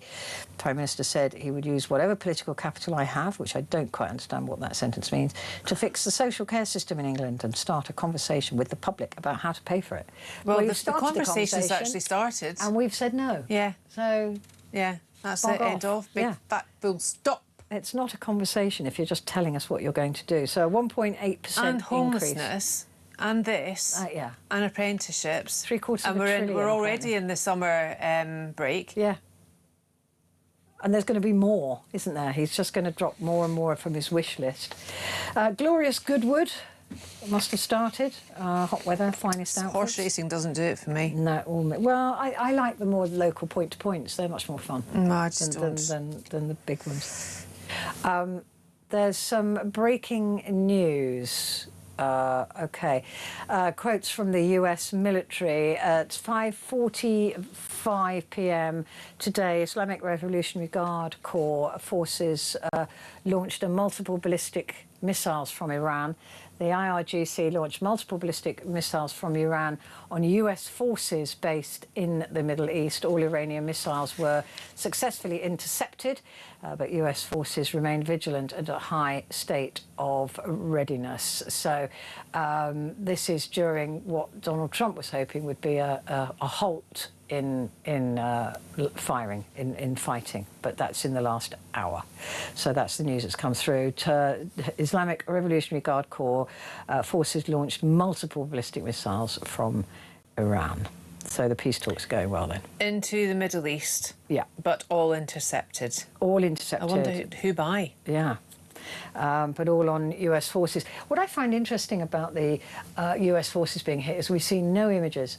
We've seen no reporting, nothing about what damage the IRGC has done to these foreign bases. And that is a huge missing piece of information that we should have. We need to know. Well, we know there have been civilian deaths and many, many casualties. But we're just not seeing any... I've never known the outplay of a war like this, where there's like literally nothing from... I would expect it from Iran because there's no reporting there. But from all the other regions in the war, no reporting. It's weird. It's really weird, and it's very makes me feel very uncomfortable. Yeah. Right, back to the papers.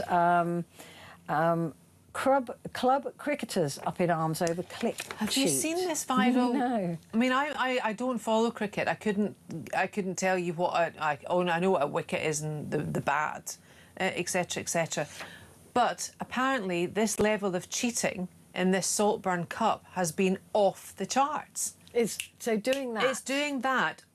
It motions to the umpire that apparently the ball has been hit by the bat when it hasn't. When it hasn't. And that takes wickets. You wouldn't think that I thought cricketers were really decent chaps.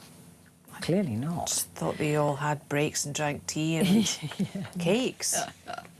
Cricket teas. Cricket teas. Burnham faces a 24 billion hole in spending plans. What a shocker. Yeah. That's only going to get bigger, isn't it? With no headroom. Financial Times. Many deaths feared after strong earthquake wreaks havoc in southern Japan. There's a walkway there that we're seeing in the image underwater. Burnham to seek private sector deals in growth push. So he's going to have to watch. He wants help by the private sector, and then he's cutting them out. He's cutting them out of healthcare. Yeah. But on that same page of the front page of the FT, big investors grab unsold homes at bargain prices, and what they're going to do? Form conglomerates and rent them out. Yeah, this is what's happening in America, which is why the rentals in America are just so expensive. So they have to put their foot down on international buyers of houses again. They really have to. They have to stop it. And have to trace the money. Yeah. It has to stop. It really does. Because everything is just being sold overseas now. We don't own anything anymore. The iPaper, fury over FIFA plan to sell off the World Cup, and fears for British wildlife haven as raw sewage being legally dumped into the sea. I mean, what the heck is going on? And then we were talking about education, student loan help on the way to tackle debt crisis. So Powell has said that she's going to overhaul is her top priority in her entry. And it's £60,000 worth of debt, paying off the interest on it only. It's just ridiculous. It is crazy for these, and the fact that they all, didn't know they were signing a deal that said we can change the interest rate at any point and put it up as much as we want to. I mean, it's mis-selling. It's mis-selling. Of course it is. It needs to be. All of that debt needs to be cancelled. As far as I'm concerned, they won't get much of it back anyway, so they might as well cancel it. And the other little story here: Holly Willoughby has lost her superpower. Have you seen the clips? I haven't. Well, don't, because they'll make your toes curl. Oh no, is it that bad? It is that bad. So this is Holly Willoughby, who of course left mainstream broadcasting and is now producing her own show. Launching her own YouTube channel. With her show. And the only thing I've seen is that a lot of people absolutely slagging it off. The Telegraph gave it 1 star. And that was being generous, I think. Oh no. Yeah. I mean, it's the format. It's just not. It's too old-fashioned. It's not chaotic in a way that TFI was back in its day. It's not chaotic in the way that The Big Breakfast was in its day. It's not real because it's based in a studio that looks like a kitchen. It's just not authentic. Yeah, you can tell, can't you? You can really can. And her old neighbour Stanley Tucci's popped up as well, but they're using Stanley Tucci pans from Fortnum and Mason's at £300. So where Meghan is, where she delivered on, whilst she was, needing honey for her cake, it then went to a clip of her in her honey get-up, doing that. It showed different aspects of it. This is literally them in the kitchen, and if they get bored, they pick up a spoon with a question on it and ask it. So there's not much interaction there. And then there's members of the staff, or as the woman in the Telegraph described them as hangers-on, behind the camera with their shoes off, trying to stand there looking important, whilst her and Stanley, it's just not, even their own kids are slagging it off. Oh no, oh dear. I mean, there must be a route back for her into. She's not done anything wrong, but has it moved on? Surely. Yeah, she has. But can she just not? Has television moved on? Enjoy your kids. Yeah. Enjoy your life. Yeah, but they can't, can they? These people, they crave the attention. I think that's the thing. And maybe she misses working. I don't know. So I'm working a charity shop in Barnes. I'm sure there's plenty there. Daily Express. Mourners remember Penelope's good life.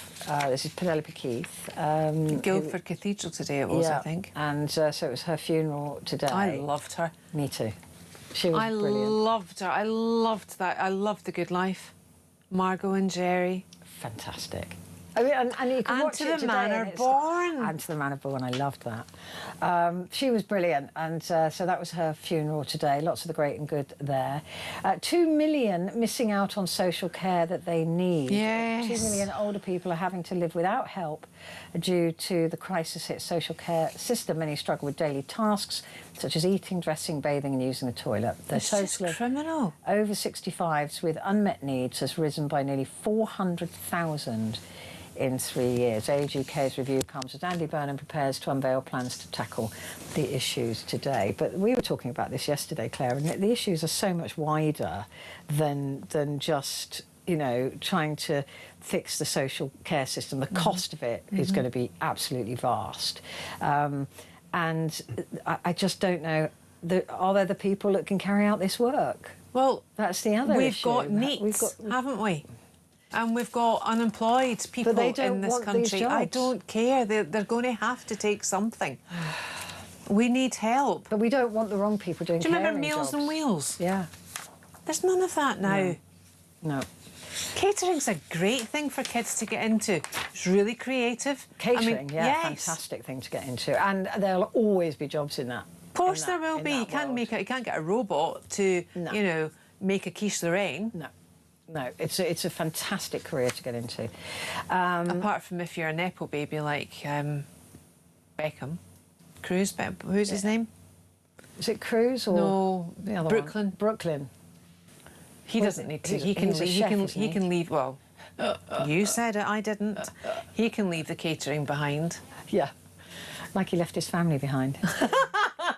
Oh, very good. Quite easy for him, really. Right, let's take a break. Claire and I will be back in a moment.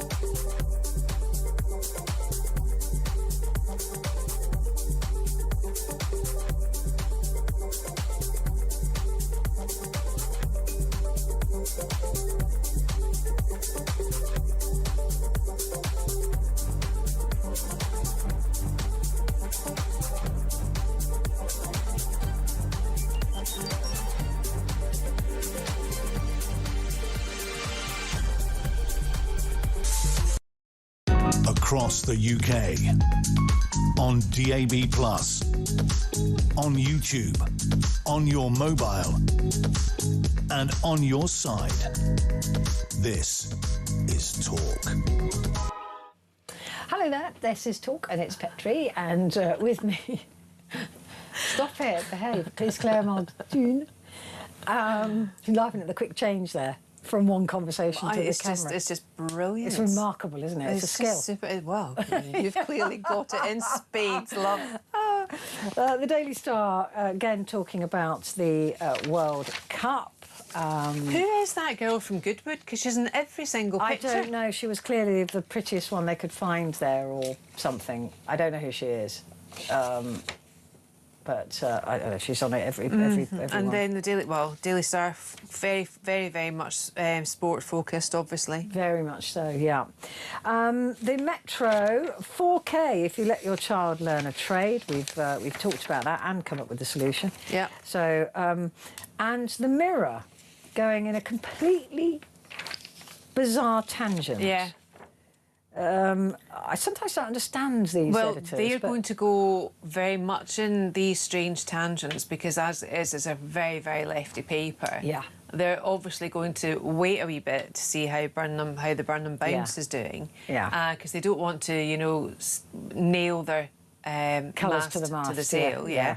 Nail the sail to the mast, whatever it is the saying is, and that's why I think they're starting to do things like this. Yeah, it's an interesting story, but I'm not sure it's a front pager. But Mum's plea to Navy murderer: "What did you do to my son?" The mother of a Royal Navy sailor missing since 1986 today issued a direct plea to the double killer. She's convinced murdered him. Tell me what you did. So there you go. They're going completely off on their own tangents there. Did you find any stories today? I did. I came up with 3. Go on. The Americans apparently are in love with cottage pie. So talking about caterings, talking about Brooklyn Beckham out there, leaving his family behind and everything else, and I think he should leave the whole catering industry behind. Cottage pie apparently is having a rebranding over there because they're selling it as protein, It's really good for you, it's really great, and it's all about the slow cooking. And it's so great because you've got vegetables in it, you've got mashed potato in it, and it's great for you. The other thing is teaching them that shepherd's pie has got the lamb in it, because the lamb being shepherd's out in the thingy. Yeah. And cottage pie is with beef, obviously. But what this article was saying as well is they think they'll move into all pies. So fish pie, which is traditionally for Fridays, because I do fish Fridays. But it's I strange, love a fish pie. I made one. But it's strange that a culture that sold us off Route 66 that greasy cheeseburger, and now synonymous with golden arches, that they're now taking this 70s food kitsch almost and rebranding it as healthy food. And of course the 70s was born out of multicoloured Tupperware, Weight Watchers, and Finder's crispy pancakes. Yeah, you cannot, and Pop-Tarts. So you cannot have, you cannot mix your proteins with your carbs like that because it's fat food. It'll be whatever. And I didn't know this either, but sticky toffee pudding came from a hotel in Cumbria. Did you know that? Did it? Yeah. So we've got quite a lot to shout about in terms of our the Americans gastronomy. Are always knocking British food. They think British food is terrible. Everyone knocks at British food. Yeah, but it's not actually that bad. It's not. I mean, compared to American food, I think. That's it. Chlorinated but chicken, also, how is? I mean, our cottage pie is probably quite healthy because of the EU regulations on beef. Yeah, but perhaps the American beef at the moment is subject to this screwworm epidemic. Right. So I wouldn't be using. Maybe go to shepherd's pie. If you're listening in America, use lamb. Yeah. Use minced lamb, although it's a bit more expensive, isn't it? I don't like. I much prefer a cottage pie. Oh, the only thing I like minced lamb in is a moussaka. Yeah. And then the other thing I found, talking about reality TV, I used to really quite enjoy Big Brother. I did Big Brother's bit on the side a lot for Channel 5, and when it was on ITV as well, I think. With Rylan. He's lush, isn't he? And so I was always a big fan of some forms of reality TV, but then it's not very real now, is it? But there's a new series out, and I can't remember the channel that it's on, but it's called The Real gypsy housewives, or the real wives of the real housewives, or the real gypsy housewives, or whatever, and it's utterly, utterly compelling. Really? Utterly compelling. It's from the stable of My Big Fat Gypsy Wedding. Remember all those big meringue dresses, etc. Well, it's set in a council estate where this girl is Julie's our first name, can't remember what her surname is. And she's done up like a dish of fish, Petrie, right? Every time the camera's on, the lips are more cod-lipped than you could ever imagine. You'd want to put it in a fish pie. Coiffed hair, tan, I mean, juicy couture. She walks about barefoot everywhere. She's an influencer, of course she is. Right. But it's the whole... I don't know if we're past reality TV, given the bad shape that things like Married at First Sight has gone, and with the allegations of sexual proclivities and sexual abuse, which everyone, I think, when that came out as a concept, we could all tell it was open to abuse, really. Yeah, absolutely. And the safeguards ought to have been there. But when we look at things like I'm a Celebrity Now, it's been done. How many more times? I haven't watched it for years now. Nor have I. And I used to love it, but I haven't watched it for years. But The Traitors is something completely on a different level. That's fantastic. Yeah, I'll watch the next Celebrity Traitors. But as far as the non-celebrity traitors, I have a commitment issue with television programmes, and I will often watch the first series and really enjoy it, but not bother to watch the second one because I've seen it. It's not going to change. Is that just with reality, though? No, it's with a lot of things. Because I bet you if that brilliant one with Cormoran Strike, that actor Tom Burke. Oh, yeah. And Steve Coogan. What was that called? You recommended it to me. I did. I nearly said Cracker then, but it's something like that, isn't it? Jigsaw or something. It's something like that. Yeah. You will watch the second season of that. I probably would watch the second season of that, but I'm just so afraid of it's The Secret Lives of Gypsy Wives. That's right. No, I don't want to be disappointed. I don't want it to be tainted for me, because if I really enjoy something, and I just think, oh, maybe the second series is going to ruin it for me. I don't think it will. But anyway, just this whole reality TV shtick. I mean, Strictly, I don't know who they are, because that was on the front pages of some of them. I don't know who's watching that. I mean, well, I don't know who's watching it. I don't know who the celebrities are that are on it, because 6 have dropped now. They've, this whole thing, but The Secret Lives of Gypsy Wives is... Oh, I'll not give that a look. Rather compelling. I mean, the only reality I watch really now, because like you said, it's kind of been done. I think it's past to sell by. Is things like it's embarrassing. The Sewing Bee. That's brilliant. I love The Sewing Bee, and MasterChef The Professionals. Yes. I don't watch not MasterChef, Bake Off The Professionals, which is with brilliant. Benoit. Yes. And Cherry. Yes. Cherry, or whatever. I love that. It's so good. But you know the best bit? Big thing. I know. Oh, your heart breaks for them, doesn't it? This is it's professional patisserie chefs. Oh my goodness me! And they are competing at wonderful. the highest level of patisserie, and I think patisserie is magic. It's just it is just talking about getting into a catering world. I mean, if you can be a patissiere or a chocolatier, I mean, those are the jobs to go for. The skill levels are breathtaking, and so that I'll watch, and the pottery thing as well.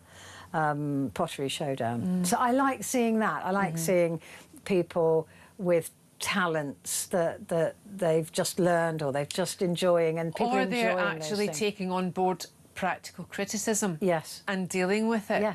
And changing what they were doing and getting themselves out of their comfort zone. Yeah. To become bigger and better. It's fantastic. A couple of messages here. Alison has said, you and Muldoon look really pretty in your bright tops. You should have said she was in the building this week. I would have sent you a bottle of Malbec. Oh, Alison. Alison. That was really sweet.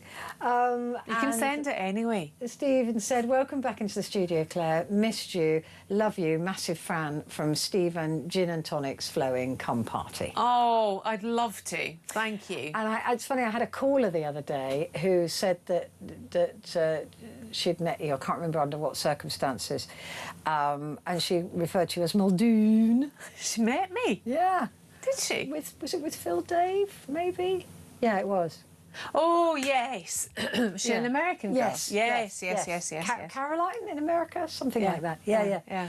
But I loved the way she said, I met Claire Muldoon. Oh. I said, did you call her that? But you've started that. I know. You did start that.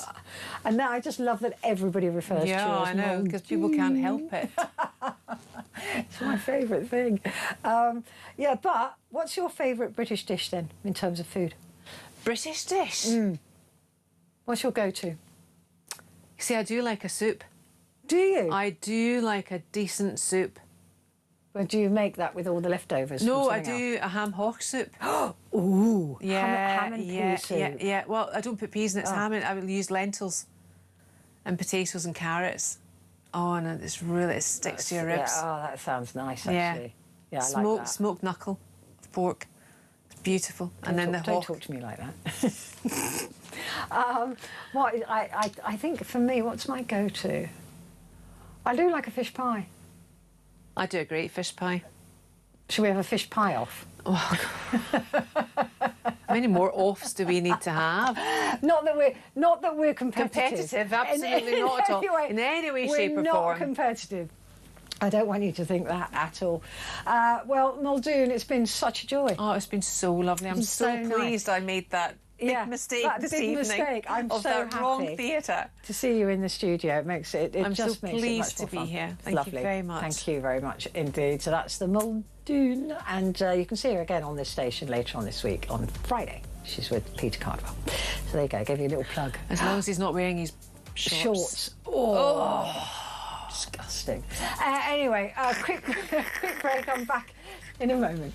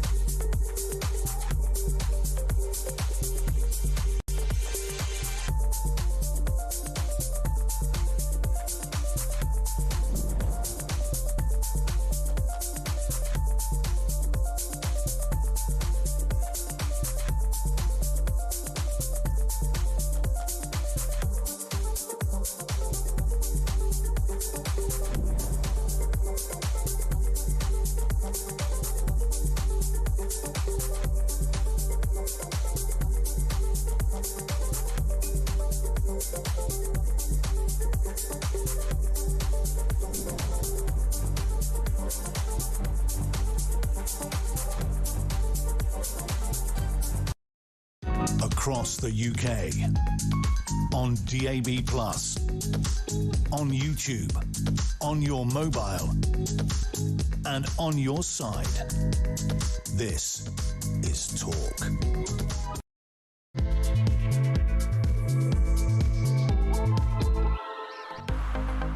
Hello and a very good morning to you. This is Talkback and it is Petrie, and we are talking about Andy Burnham's idea, which is a good idea, I think, about putting practical education on par with academia. And of course it was Tony Blair that decided that everybody needed to get a degree. He was going to make it easy for people to go into university.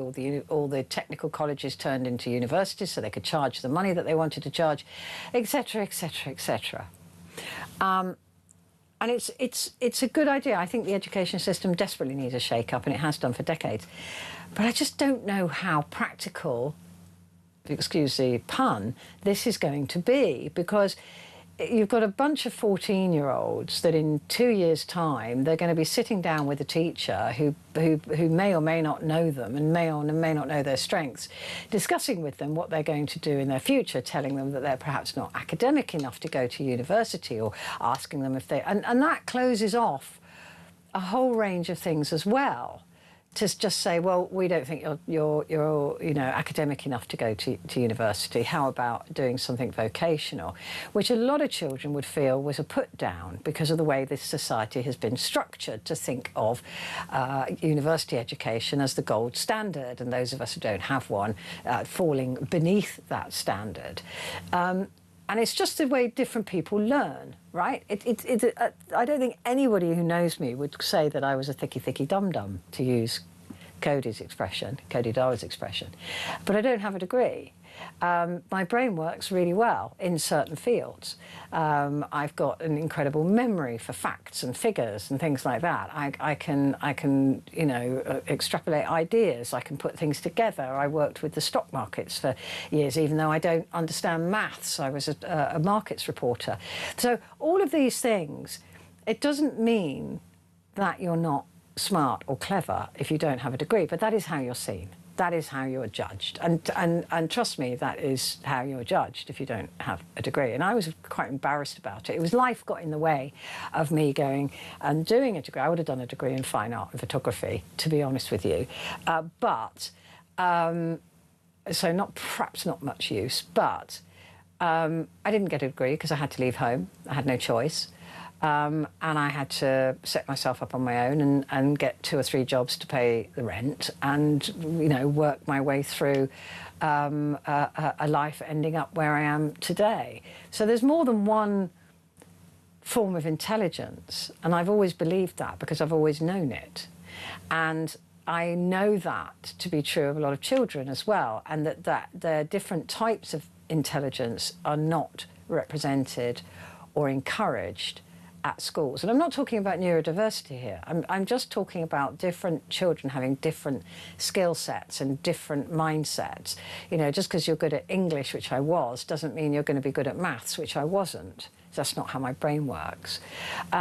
So it baffles me that everybody is pushed through this education system like a sausage machine, and they think that you're going to turn out people who learn in the same way, and that doesn't work like that. It never has worked like that. So I appreciate the aim of changing the education system to understand that there are some people who work better with their hands, there are some people who are smart but not academic, there are some people who are great thinkers and creative, there are some people who are genius. I mean, like I said, I think plastering is one of the most genius things I've ever seen and witnessed. I love watching somebody plaster a wall. I've got to have some work done soon. I'm so looking forward to it. But I'm amazed by skills like that. I'm absolutely flabbergasted by patisserie chefs and chocolatiers, and I'm breathtaking. It's just breathtaking to me to see people's skills. And we need lots of different people with lots of different skills, but the education system doesn't recognise different people and different skills and different ways of thinking. And we're not robots. We don't all learn in the same way. We don't all do the same thing, and we don't all think the same way either. And why we've set up an education system that is supposed to create robots instead of people, it is baffling to me. And it's no wonder that so many young people fall out of love with academia and education and then think they're written off because they've not been told that they're not stupid and that they may have a different way of thinking. And like I said, I'm not even touching on neurodiversity. I'm just on neurodiversity, which is a different level as well. I'm talking just about normal human beings who think in an extraordinary, different way, right? But the education system, as we know, doesn't recognise that. So what needs to happen? I like this idea, but I'm worried about this idea. I'm worried that it's going to pigeonhole young creative people and telling them they've got to be a plumber or an electrician or a builder, and they might not want to do that. They might not have the skills for that. And there's no doubt about it. If you're a plumber, you've got to have maths. If you're a carpenter, you've got to have maths. So you've got to, you know, all of these different things play in. So they'll still need the core education. They'll still need to have, you know, the 3 R's, writing, arithmetic, whatever. So all of these things they're going to need, as well as the opportunity to think for themselves and to think outside the box, maybe. So I want to hear from you. What do you think needs to change in the education system to make it actually more serviceable, to give children a chance of finding something that they enjoy, that they're good at? People want to be. You want to be good at something. You want to have somebody tell you you're good at something. I don't even know if they still have things like woodwork or metalwork or things like that in schools anymore. I don't know if they've got the money to do things like that on the curriculum. But at my school, there was woodwork and there was metalwork, but girls weren't allowed to do it. You know, we had to do sewing and stuff like that. It was absolutely ridiculous. Because I would have done really well, I think, in carpentry. I think I'd have really enjoyed that. But anyway, what about school for you? What could have changed things for you, do you think? And what path have you taken? And have people been surprised about the path that you've taken? And have you changed careers? I mean, this is the other thing. There's no such thing as one career anymore. I think that most people will have 2 or 3 different careers in their lifetime. And we've got to be prepared for that to change when our AI adapts to being able to do something that we were doing before. So what do we do? How do we make an education system fit, not just for now, and not just to get young people off the dole, but fit for their futures as well? Fit so that they've got a future. I think this is a good starting place, but I by no means think this is the entire solution. So give me a call, 0344499 1000. Calls are charged at the national rate, but we do call you back. And text the word talk and your message, please, to 87222. Right, straight on to your calls now. And Alex is in Sheffield. Good morning, Alex. Hello, good morning, Petrie. Good morning. So tell me about you. I don't know if you remember me. Last time we spoke about my homelessness in my mid-20s. Oh, yes, I do remember. Yeah, I certainly remember your voice. Yeah. So I actually have quite a varied educational career. So that's why I called in. Oh, brilliant. So tell me about it and what school was like. So I went to Anglican Catholic Preparatory School. Mm. Do I name it? It's closed down now. Yeah, you can name it. Michael's Torstock. Okay. You know, like. So that was a private school. Yeah, private school. Right. You know, and it was pretty weird, actually. I'll put it this way: like when I got caught reading the NME, I got shouted at. For reading a music magazine. Yeah. Okay. So yeah, but it was a weird mixture of sort of hippie and also really, really strict. Right. You know, but in some ways really good. You know, lots of sport and you know, and lots of good teaching. And did they allow you to have a creative side? Yeah. I mean, I was Ebenezer Scrooge. Yeah, you know, at the school play. School play, and then I was Alice in Wonderland. Oh no, I was Alice through the Looking Glass, actually. Oh yeah. So stuff like that. So it's that was kind of a slightly weird thing, and like it's funny actually. Some of the people that I met there, like I've come across. Like, I'm 31 now, and obviously that was like preparatory school, so you know up to what 12, 14, whatever. And then I went to what I would describe as Puritan grammar school, Tiffin. Oh, school. It's Tiffin. Well, I know Tiffins, yeah. Yeah. So yeah, I went to Tiffin. Again, a posh school. Yeah, well, sort of posh. I think it thinks it's posher than it is. Yeah. Put it that way. Like, I mean, I'm not sure I'd want to go to Tiffin now. Put it that way. But yeah, anyway, yeah, people at Tiffin will know who I am if there's anyone listening. Yeah, and what was that like? Because private school is usually quite good at having a diverse choice of lessons, right? So and encouraging that sort of diversity. Or was it all pushing you towards a university career? So what happened? It was actually quite disturbing, actually. So yeah, I do want to make this point. So I went to, and it was actually quite hard because I had to do like second year entry or whatever to get into Tiffin. But because my father went there and because my grandfather used to know the rugby master, like, you know, there's like all sort of complications. You know, I managed to swing it. The old boys network. Yeah. And let's just say, you know, at GCSE, I got 6 A stars, 3 A's and a B. Woo. And, like, because I got 6 A stars, 3 A's and a B, they said, there's no way we're going to put you forward to Oxbridge because the statistics say that, you know, you're probably not going to get in because you pretty much had to have 10 A stars. Wow. Yeah, and it's like... And did you feel like a failure at that point? Yeah. That's so sad, isn't it? Yeah, and it's like, well, sorry, but I was doing other things as well. I was doing music, I was doing, you know, I used to drink beer, I used to smoke joint. Do you know what I mean? Like just like the sort of usual teenage stuff. Yeah. Yeah, and there's a funny story, actually. So my geography teacher, do I name him? I name him? No. No. I'm not going to name him. But he said about, he's talking about the local sort of businesses or whatever it used to be, and he was talking about fruit growing. Right. And he said, can anyone think of a place in the local area that would indicate fruit growing? And I said, Strawberry Hill.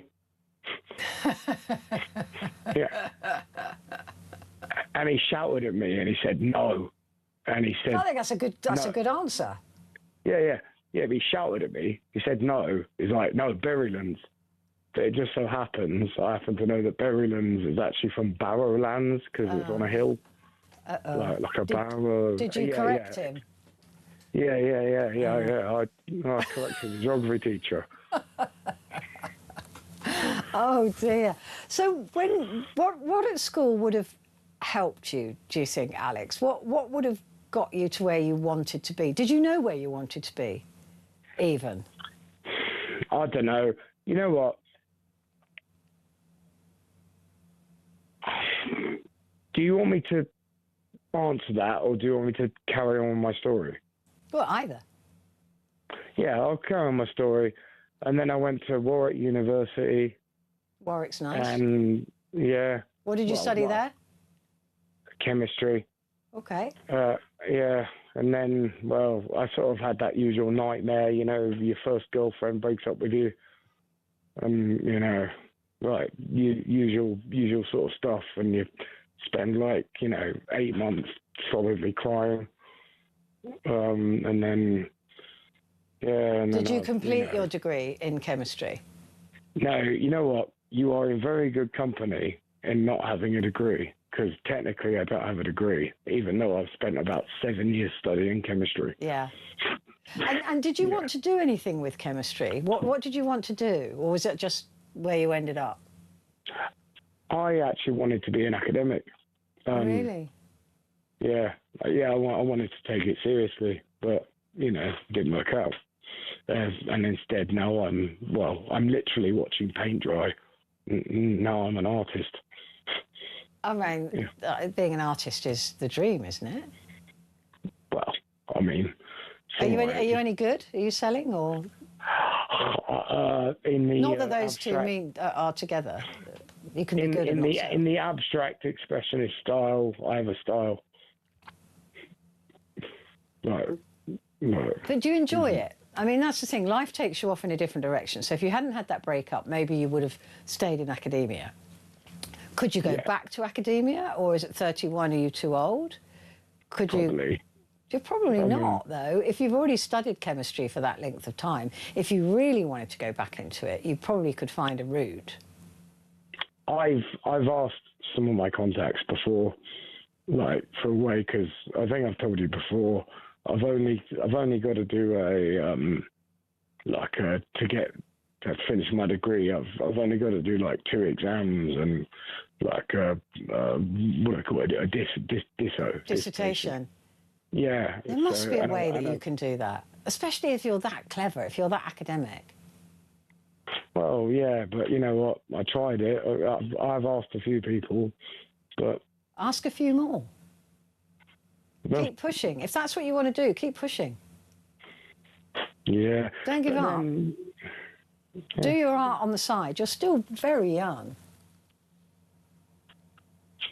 Yeah. And I wanted to know your son. How old's your son? He's 29. 29. So like similar age to me. Yeah, similar age. Yeah. Yeah. So he's managed to go over his struggles. Yeah. Yeah. I mean, he probably shouldn't have gone to university, and because he was going there to study politics, which he is interested in and was interested in, but he's not. I suppose it helps him in the work that he's got now, but he just wasn't. It wasn't for him. Like it really wouldn't have probably have been for me. I mean, I'd have loved to have done my art degree, but I don't think I'd have done anything with it. You know, that would have been, it was probably for the best that I didn't get to go to university. But my son had a great time. He had a lovely time, lots of fun, but it just wasn't for him. And he's not doing anything in the academic field now. Well, I'll put it this way. When I was a chemistry student, I used to have access to like the art department as well. Like just because I knew people. Yeah. So like, frankly, you can just turn up on campus and just like, you know, if you're cool enough. And sneak myself into an art class. Yeah. I think I look a bit old now. I think they might wonder what that old lady's doing wandering in at the back of the art class. But I could still go and do an art course if I want to, I suppose. Yeah, well, now, to be fair, I think it would. I'm sure your art's a lot better than mine is. Oh, listen. There's no such thing as good or bad. It's all taste, isn't it? It's all to do with, I don't do abstract. Well, I suppose it's a bit abstract, mine. More portraiture, but odd. Really? Yeah, but sort of not really portrait. It's difficult to explain. It's more abstract. It's not meant to look photoreal, for example. Yeah. I think I understand. But I've hung out with some quite hardcore artists that are like can actually do photorealistic stuff. I mean, in 2 ways, Alex. What I think about them is their talent is utterly phenomenal. Right, it is incredible, the photorealism. But on the other hand, I think, what's the point? Just take a photo. There's nothing. Do you know? There's at the National Portrait Gallery, which I go to whenever I can, whenever they've got an exhibition on. They had one on photorealism, and it's mind-blowing. I mean, it literally blows your mind that human beings can create something that looks exactly like a photograph. But then on the other hand, I think there's no art in that. Do you know what I mean? Yeah. That's not art, is it? No, not to me. I mean, it's brilliant. It's such a skill. And it's incredible. One of the best photorealist artists is Thomas Schaffenacker, who's the weather guy. Don't make me get the art book out. Thomas Schaffenacker, he is... No, yeah. The weather guy. I can find it if you want me to. He's brilliant. I've got this really good book. It's called The Art Book.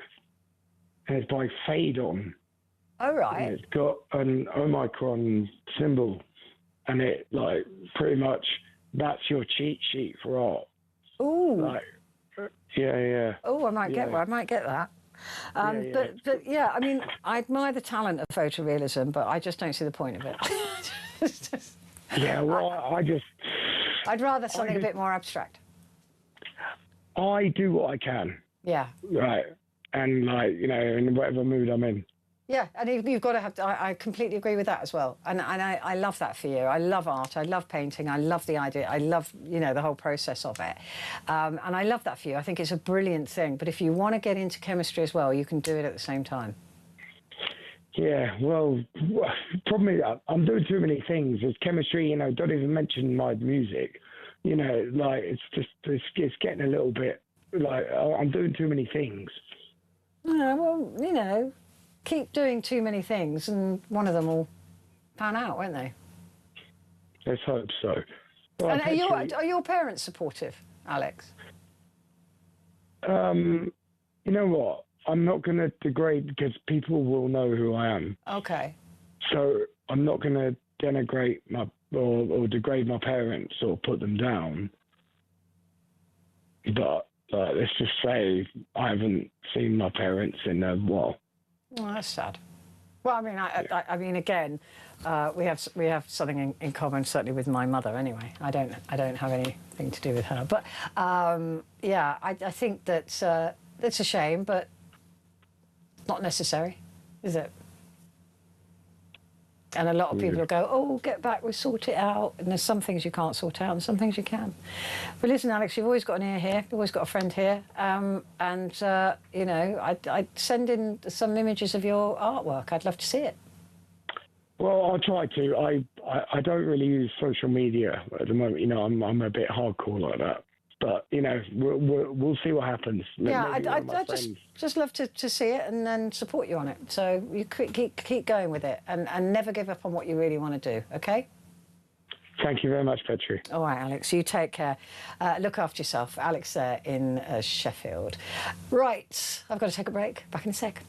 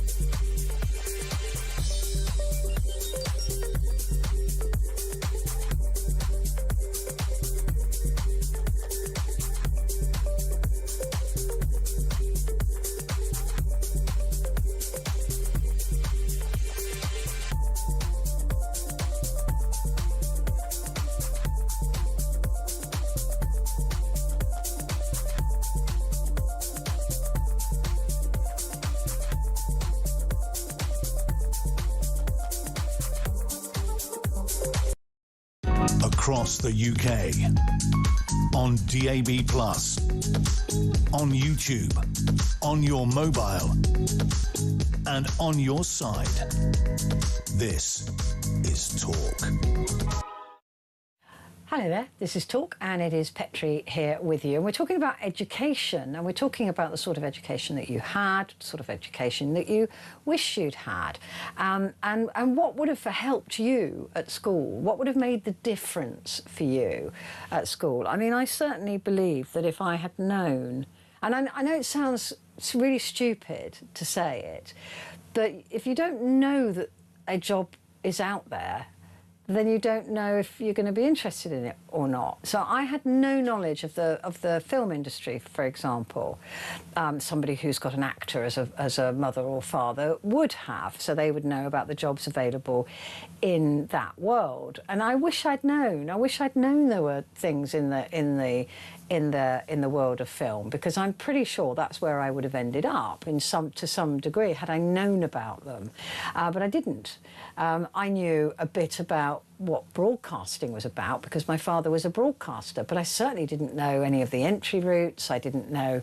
My father was not helpful at all. He was not going to help me in any way, shape or form, and I sort of accidentally ended up in the same business as him anyway. It sort of ended up that way. So it's really interesting to me as to how people, I don't know, if you don't know about that sort of career, you don't know that you might be good at it. And I fear that there's a lot of young people who might think they know about the media, but they don't know about how many jobs there are in the media, how many different jobs there are in the media, you know, how many different ways in there are. And I get that the media is really difficult, and actually a lot of people would love to be in the media, but it's getting that foot in the door, getting that way into the business. And those are the things that block children or young people from getting into the careers that they want. It's not just a case of the education, it's about the doors that they know to knock on, that they know that those doors even exist for them. And if they don't know that, how do they know whether that's what they'd love to do or not? You know, a lot of people look at the media and they see the person in front of the camera or hear the person in front of the microphone and they think, right, that's the job that I want. But there are hundreds of jobs in the media, and very few, you know, actual presenting jobs. And like I said, I wasn't aiming for this. This is not what I thought I'd be doing. I just sort of fell into it, and it just sort of happened because of the environments that I was in. So it always just fascinates me how people get into the careers that they get into, and how they, you know, find doors to knock on, and you know, how many times those doors have been shut in their faces. And that's why I was just saying to Alex there that if he really, I mean, obviously incredibly intelligent. If he's studying chemistry at Warwick University and had been studying it for 7 years, he's obviously incredibly good at it. And it's a shame at 31 if he thinks that that door is now closed to him. So I think there are lots of different ways into the job, and school and I were not friends. We really did. I kind of didn't see the point in it in a lot of the lessons. I was like, well, what's the point in this? I don't, when am I going to need this? This is not for me. I don't understand why why am I spending 4 years studying biology? I mean, absolutely wasted on me, completely pointless. Sam in Lancashire said, hi Petrie, I'm pretty smart. I can research things and make jewellery. I love that.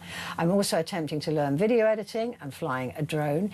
I even passed the test at 52. However, I also learned very early on that if you pretend to be thick, people leave you alone. And I don't like people. I don't particularly either. Not many. Kids need to be free to experiment. We had to fight for my son to do cooking GCSE. It was for the girls. I mean, that is ridiculous, because cooking, catering, those jobs are amazing. And if your kids are interested in cooking, Westminster catering college is absolutely brilliant. My sister's associated with them and I've been there a few times. It's fantastic. Westminster Kingsway it's called. So if you're looking at doing an apprenticeship in catering, they are amazing. So have a look at Westminster Kingsway. They are absolutely brilliant. Like I said, I know the school personally. It's fantastic. Absolutely. They've got their own restaurants in the school that open to the public.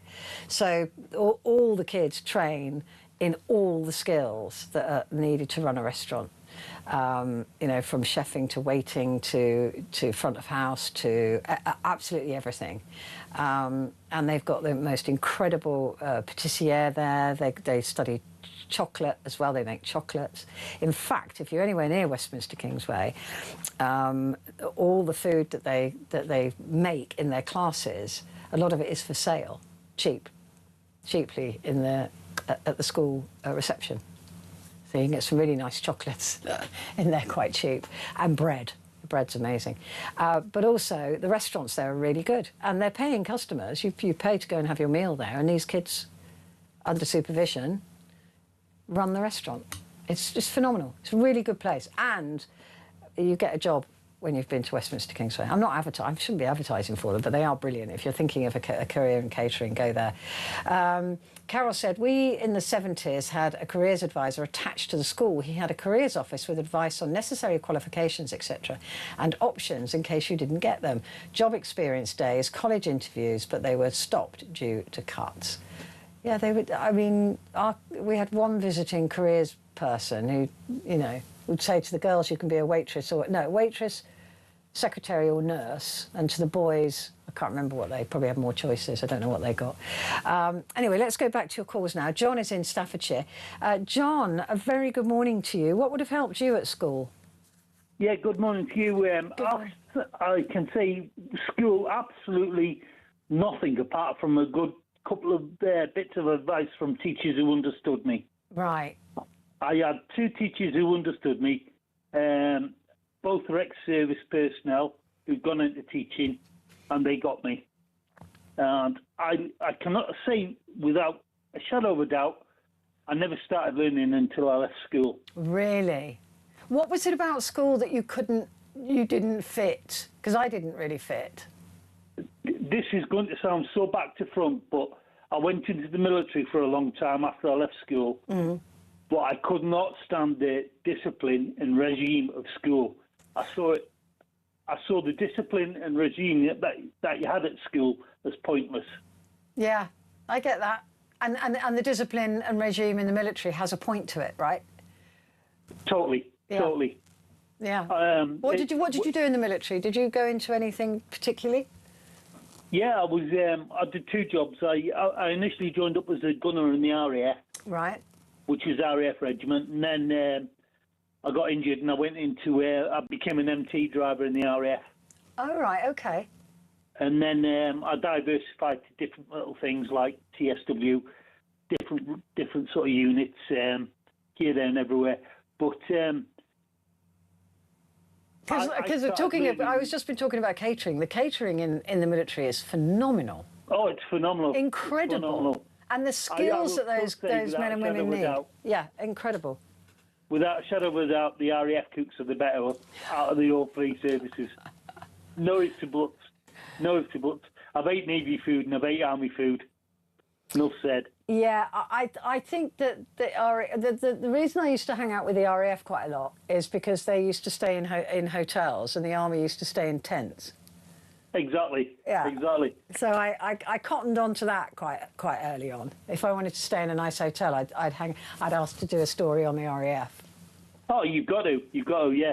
They always get the best hotels anyway. Best hotels, best food, incredible. But I can't knock the Army caterers because they were amazing, especially in a field of war. The jobs that they do is extraordinary, putting on incredible food. Not rubbish. Let's be honest, I'm not really going to knock the Army or the Navy, no, really. No, can't do really. But so you learnt more in the military than you ever learnt at school? Without a shadow of a doubt. Now, I came from a background where my dad was a police officer. Right. And I always looked up to my dad. And when I left school, to get in the police force, you needed O-level English, O-level maths, and I think you needed 5 other O-levels. Otherwise, they wouldn't even entertain you. Right.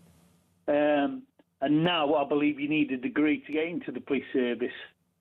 Yeah, I think you do if you want to be at officer level, and they take these degrees. I mean, it's mad to me. I think you should, like in the Navy, start from a ranking up, and that's how you learn to be a good copper. That's what I think, and that's how they do it in the Navy a lot of times. Well, I think that school. I'm getting back to my original point. I'm married to a teacher, by the way, but my original point is I learned nothing at school. What would have changed that for you? What would have helped? I can't think of anything that would have, to be totally honest with you. I think the only impression I had from school was 2 teachers I looked up to, but I started learning when I left school, and I wasn't actually aware of what my potential was until I actually left school and went and started work in the military. Or do you know, that's so sad, isn't it, that they miss that potential. And obviously it's no coincidence that you ended up with a military career when the two teachers who saw you and understood you were ex-military. I think that's just life, and I think you've got to, for want of a better word, they picked up on who I was as a person, and they knew I'd be all right in the future. So they sort of like give me belief in myself anyway. Well, thank goodness they did, eh? Well, I just went my own way from school. And what age did you leave school? 15 and a half, to be quite honest with you. Okay. And I had various jobs. Before I joined the military, I worked in a timber yard. I worked on a farm. I worked as a tyre fitter. I worked gutting turkeys in a turkey factory. I did whatever I could to get money and luckily I got in the military. So what, did you go in about 17? I joined, I just turned 18. Right. I'd literally just turned 18 and I went in as a young lad and I left when I was 30. Wow. And I enjoyed, I would say, out of 12 years, I probably enjoyed a good 11 and a half. That's amazing. You know, so, but I went on to do things after that because I'd had that background. Once I joined the military, school hadn't been me be all and end all. Yeah. I'd gone to do other things and I've learned that I could learn things and I've learned that school wasn't the be all and end all. And you can go for things from a different angle. Yeah, absolutely. And that's the thing, is it? It's not just one route into things. But it's really interesting comparing you with Alex, the last caller, who went to private school and got brilliant, you know, A stars and all of those things. But he was told he was a failure when he couldn't go for Oxbridge. Isn't it interesting that the different levels of pressure that's put on young people? You know, well, your teachers didn't see you as amounting to much apart from these two, and he was stifled at you know, at the age of what, 17, being told he wouldn't get into Oxbridge because he wasn't good enough.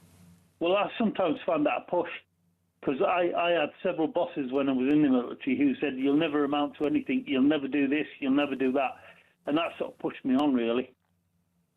And when I reflect back on it now, I think, well, yeah, you said I wouldn't do this and I wouldn't do that, but I have done. And it wasn't a case of trying to prove somebody wrong. It was a case of finding out that you're capable, that you can do whatever you want, really. If you put your mind to it and you put the work behind it, you can do anything you want.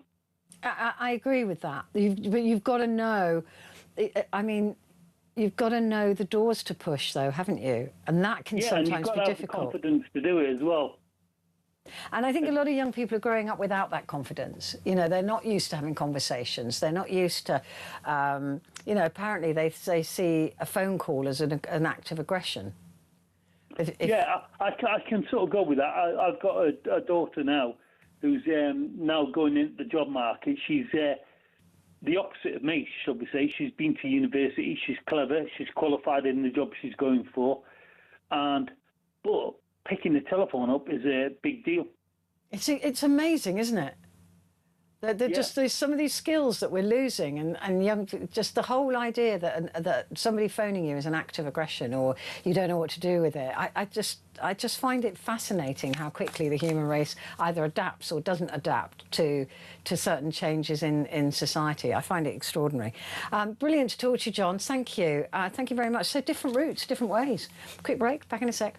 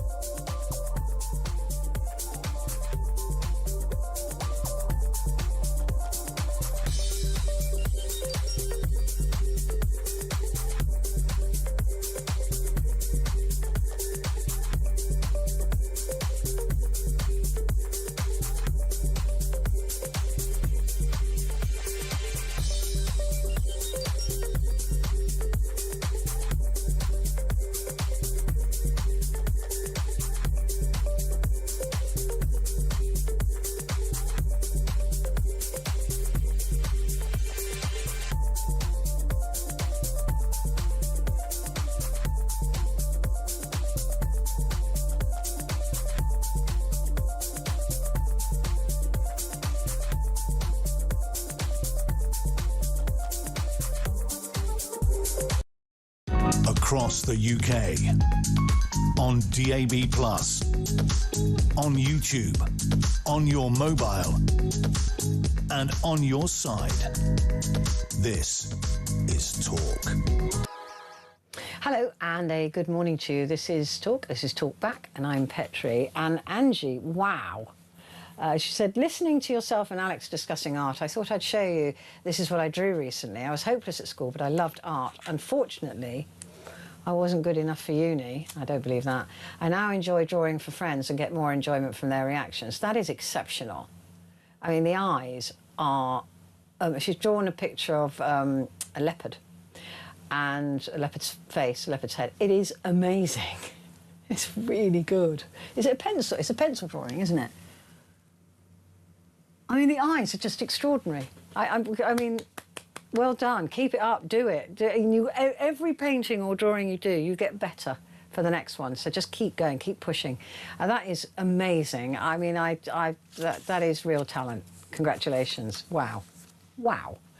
A couple more messages now, then I go back to your calls. Gary says, what would have helped me at school was being aware or having a chance at training apprenticeship for a skill like plumbing or plastering. I wasn't made aware of what options were available to me. Given the chance again, that is something I definitely have looked into instead of learning about useless subjects like physics. And that's from Gary in Glasgow. And that's what I mean. If people don't tell you those jobs are available, you don't know to train for them, right? George is a new caller. Good morning, George in Milton Keynes. George? Yeah, I'm here, yeah. Hi, George. Can you just turn off your radio or television, or turn the sound down anyway? Oh, bear with me on that. Drawing for friends to get more enjoyment. Because there's a delay. Is that any better? Yes. It's just that there's a delay. It goes going up to the satellite. I don't know. I don't understand technology. Right. So, George, tell me about school. What was your school like? Right. So, George, school wasn't for me. I got a Saturday job at about the age of 13, 14 as a shoe repairer. Oh, wow. And the teachers at school never, ever, realised that I was more hands-on than academic, you know? So, yeah, I got a job as a shoe repair job at the age of about 13, done every Saturday. That's real skill. Absolutely loved it. Yeah. From the bottom of my heart. It was just something that I thought it just fell in my lap. And everyone at school must have thought that I wasn't going to do nothing in life. I ended up owning 4 shops, one in Mayfair, one in Westminster, and one in doing shoe repairs, cobbling and that? Yeah, doing shoe repairing, yeah. Wow. And it changed my life, absolutely changed my life. Did you make shoes as well? Well, I got into that at the end of it, and because I'm a bit buzzing here, but I was really good at what I'd done. And I wanted to venture out a little bit more to get to the bottom of the line of how they get produced and everything else. I mean, I actually got into that and I was making private customer shoes. It was a brilliant trade, absolute brilliant trade. Oh, it's such a skill. It's such an art. Oh, it's brilliant. And it's something that I loved. It was just like... And how did you get the job? Was it just... I used to go to school when I got off the bus. I used to see this cobbler. He was right outside the bus stop. And I used to sit there for ages and just I was fascinated with what he'd done. And then one day he just said to me, do you want a little Saturday job? I was like, yeah. Oh, wow. And I literally picked it up within about a year. Because that isn't just... I mean, that's what I'm talking about with this vocational training. That's also so creative. Right, so you've obviously got that creativity as well as the physicality of fixing something, of building something. There's a cobblers that I used, and I took them in a handbag that was tattered. Right, it was a beautiful. I used to do everything like that. Oh my God! Getting contracts with Christian Louboutin, Jimmy Choo. Do you still do it? No, I sold the shops and then. You've retired now. Sold the shops, yeah, and unfortunately. If you're not in the London city, where people actually wear expensive shoes, it's a dying trade, and it's sad to see it go down the drain like that. Oh, it's such a shame. Yeah, it's like fast fashion, isn't it? You know, but being a cobbler and fixing with leather. More or less what sport it. You had copies like Primark were doing similar the boot-on shoes, the nude ones when they come out, and it just absolutely spoiled it. It was cheaper for people to buy them and throw them away. That's heartbreaking, isn't it, to someone like you as well? I tend to keep my shoes. I mean, really and truly, the only couple of shops that I really like, absolutely top-notch, are probably a couple of shops up in the city like Mayfair. There's one or two that I know. And they're struggling at the moment. They can't pay for their rent or nothing like that. But, do you still play with leather, though? Do you still create things? Oh, no. No, I've retired now. I've had enough. Had enough? I've had enough. I've done 32 years of it, and yeah, I've done my bit. But, I mean, that is amazing, isn't it? That again, the school didn't recognise that in you, and school wouldn't have... No, they don't. They never will do. But, I don't think they will either. About when 16-year-olds leave school, I mean, who knows what they want to do when they leave school? Yeah, and it's you found that sweet spot between the hands-on job and the passion for the creativity of it as well. Exactly that fixing things, because that takes a particular type of brain. Myself. So the kids nowadays, they don't get a chance to, like Lady said before about the careers office and things like that. That's all gone. It's such a shame, isn't it? It's such a shame. But I'm so glad you found your thing, your passion. Because that's what I fear about these vocational courses, is it's going to strip the passion and the creativity out of what young people want to do. It's going to say, oh, you're good with your hands, so go and do that, rather than thinking, well, they're also creative, so they could do carpentry, or they could, build a set in a film. My little boy's got ADHD, and he's just turned 18, and he gets written off all the time. We've got an old couple of classic motorbikes, and he's just one, and he definitely takes after me.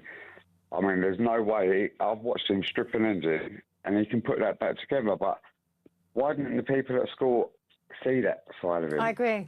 I think that is the tragedy, isn't it? And that's what I've been trying to say, is that we all learn things differently, and to be able to strip an engine and remember where all those parts come from. Where everything goes back. That shows... To me, that's a skill on its own. So. Without a shadow of a doubt. And that is a level of intelligence that is not being recognised. Yeah. But on paperwork, he's just written off. That is heartbreaking, because to be that smart and to be that able... is something that a lot of people could not do, and to write somebody off for that, tragic. George, lovely to talk to you. First time caller, please call again, and good luck to your boy. He'll find his way. He'll find his thing, hopefully. They always do. Quick break, back in a mo.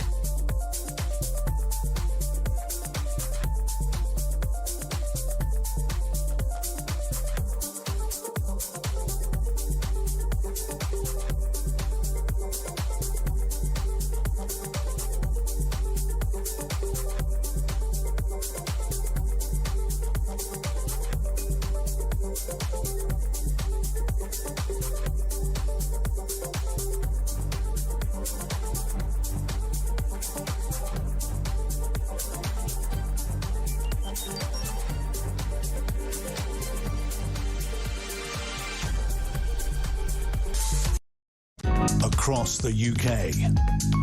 On DAB+, on YouTube, on your mobile, and on your side. This is Talk. Hello there, this is Talk, and it is Petrie here with you with Talk Back until the top of the hour. Got some great messages coming in as well. This is from Gareth in Doncaster, who says, I went to Newent School. I left at 16. I wanted to join the RAF at that time. However, I had the most fantastic careers teacher, Mrs. Pritchard, who suggested that I should apply for a different job. She ran into the bus park to tell me to do it. I asked why, and she replied, it's a similar entry process to the RAF. Just go and do it for the practice. Well, after doing all 3 stages of the interview process, all for practice, I was offered the job. I joined GCHQ in September 87 and was moved on in 01. I can't say what I was doing, but it was great, and it was the best start to a career for me. I now earn a six-figure salary in the private sector using the skills I learned in the 80s. I will always credit Mrs. Pritchard for where I am in my life. I would love to find her to shake her hand. And that's from Gareth in Doncaster. Well, if Mrs.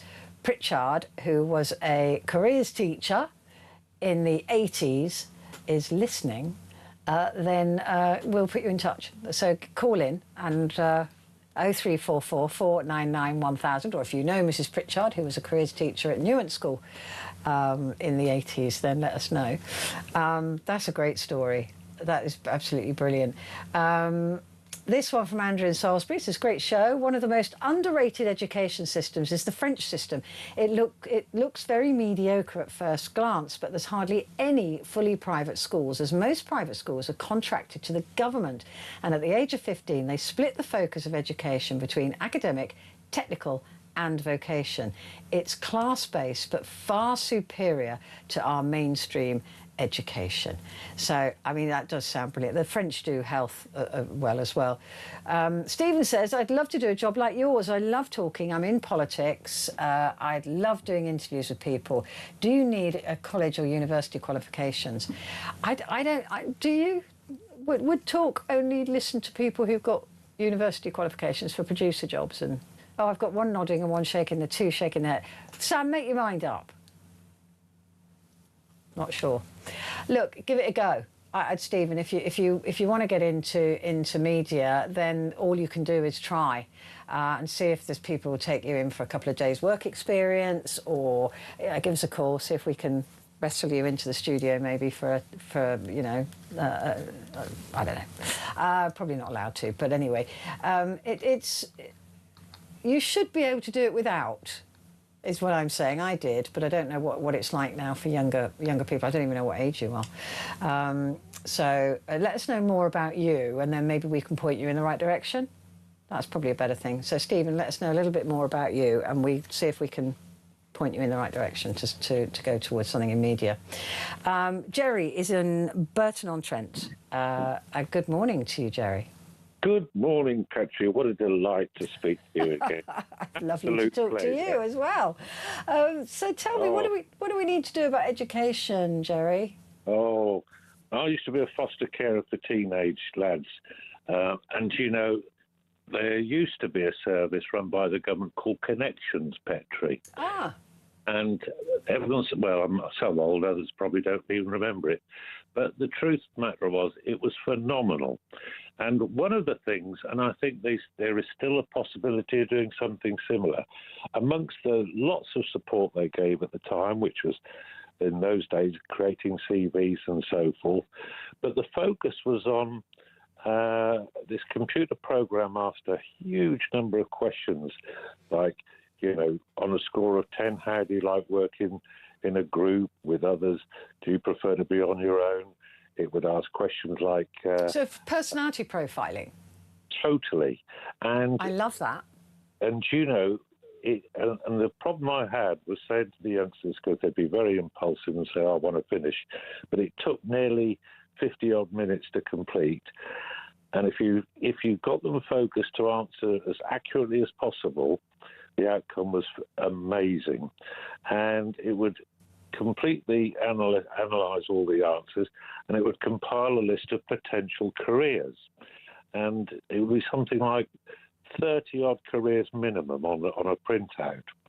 And one of the youngsters I had, he liked a little bit of carpentry, he liked a bit of photography, and it came up with picture framing. Oh, wow. And he loved it. He went... That's a proper skill.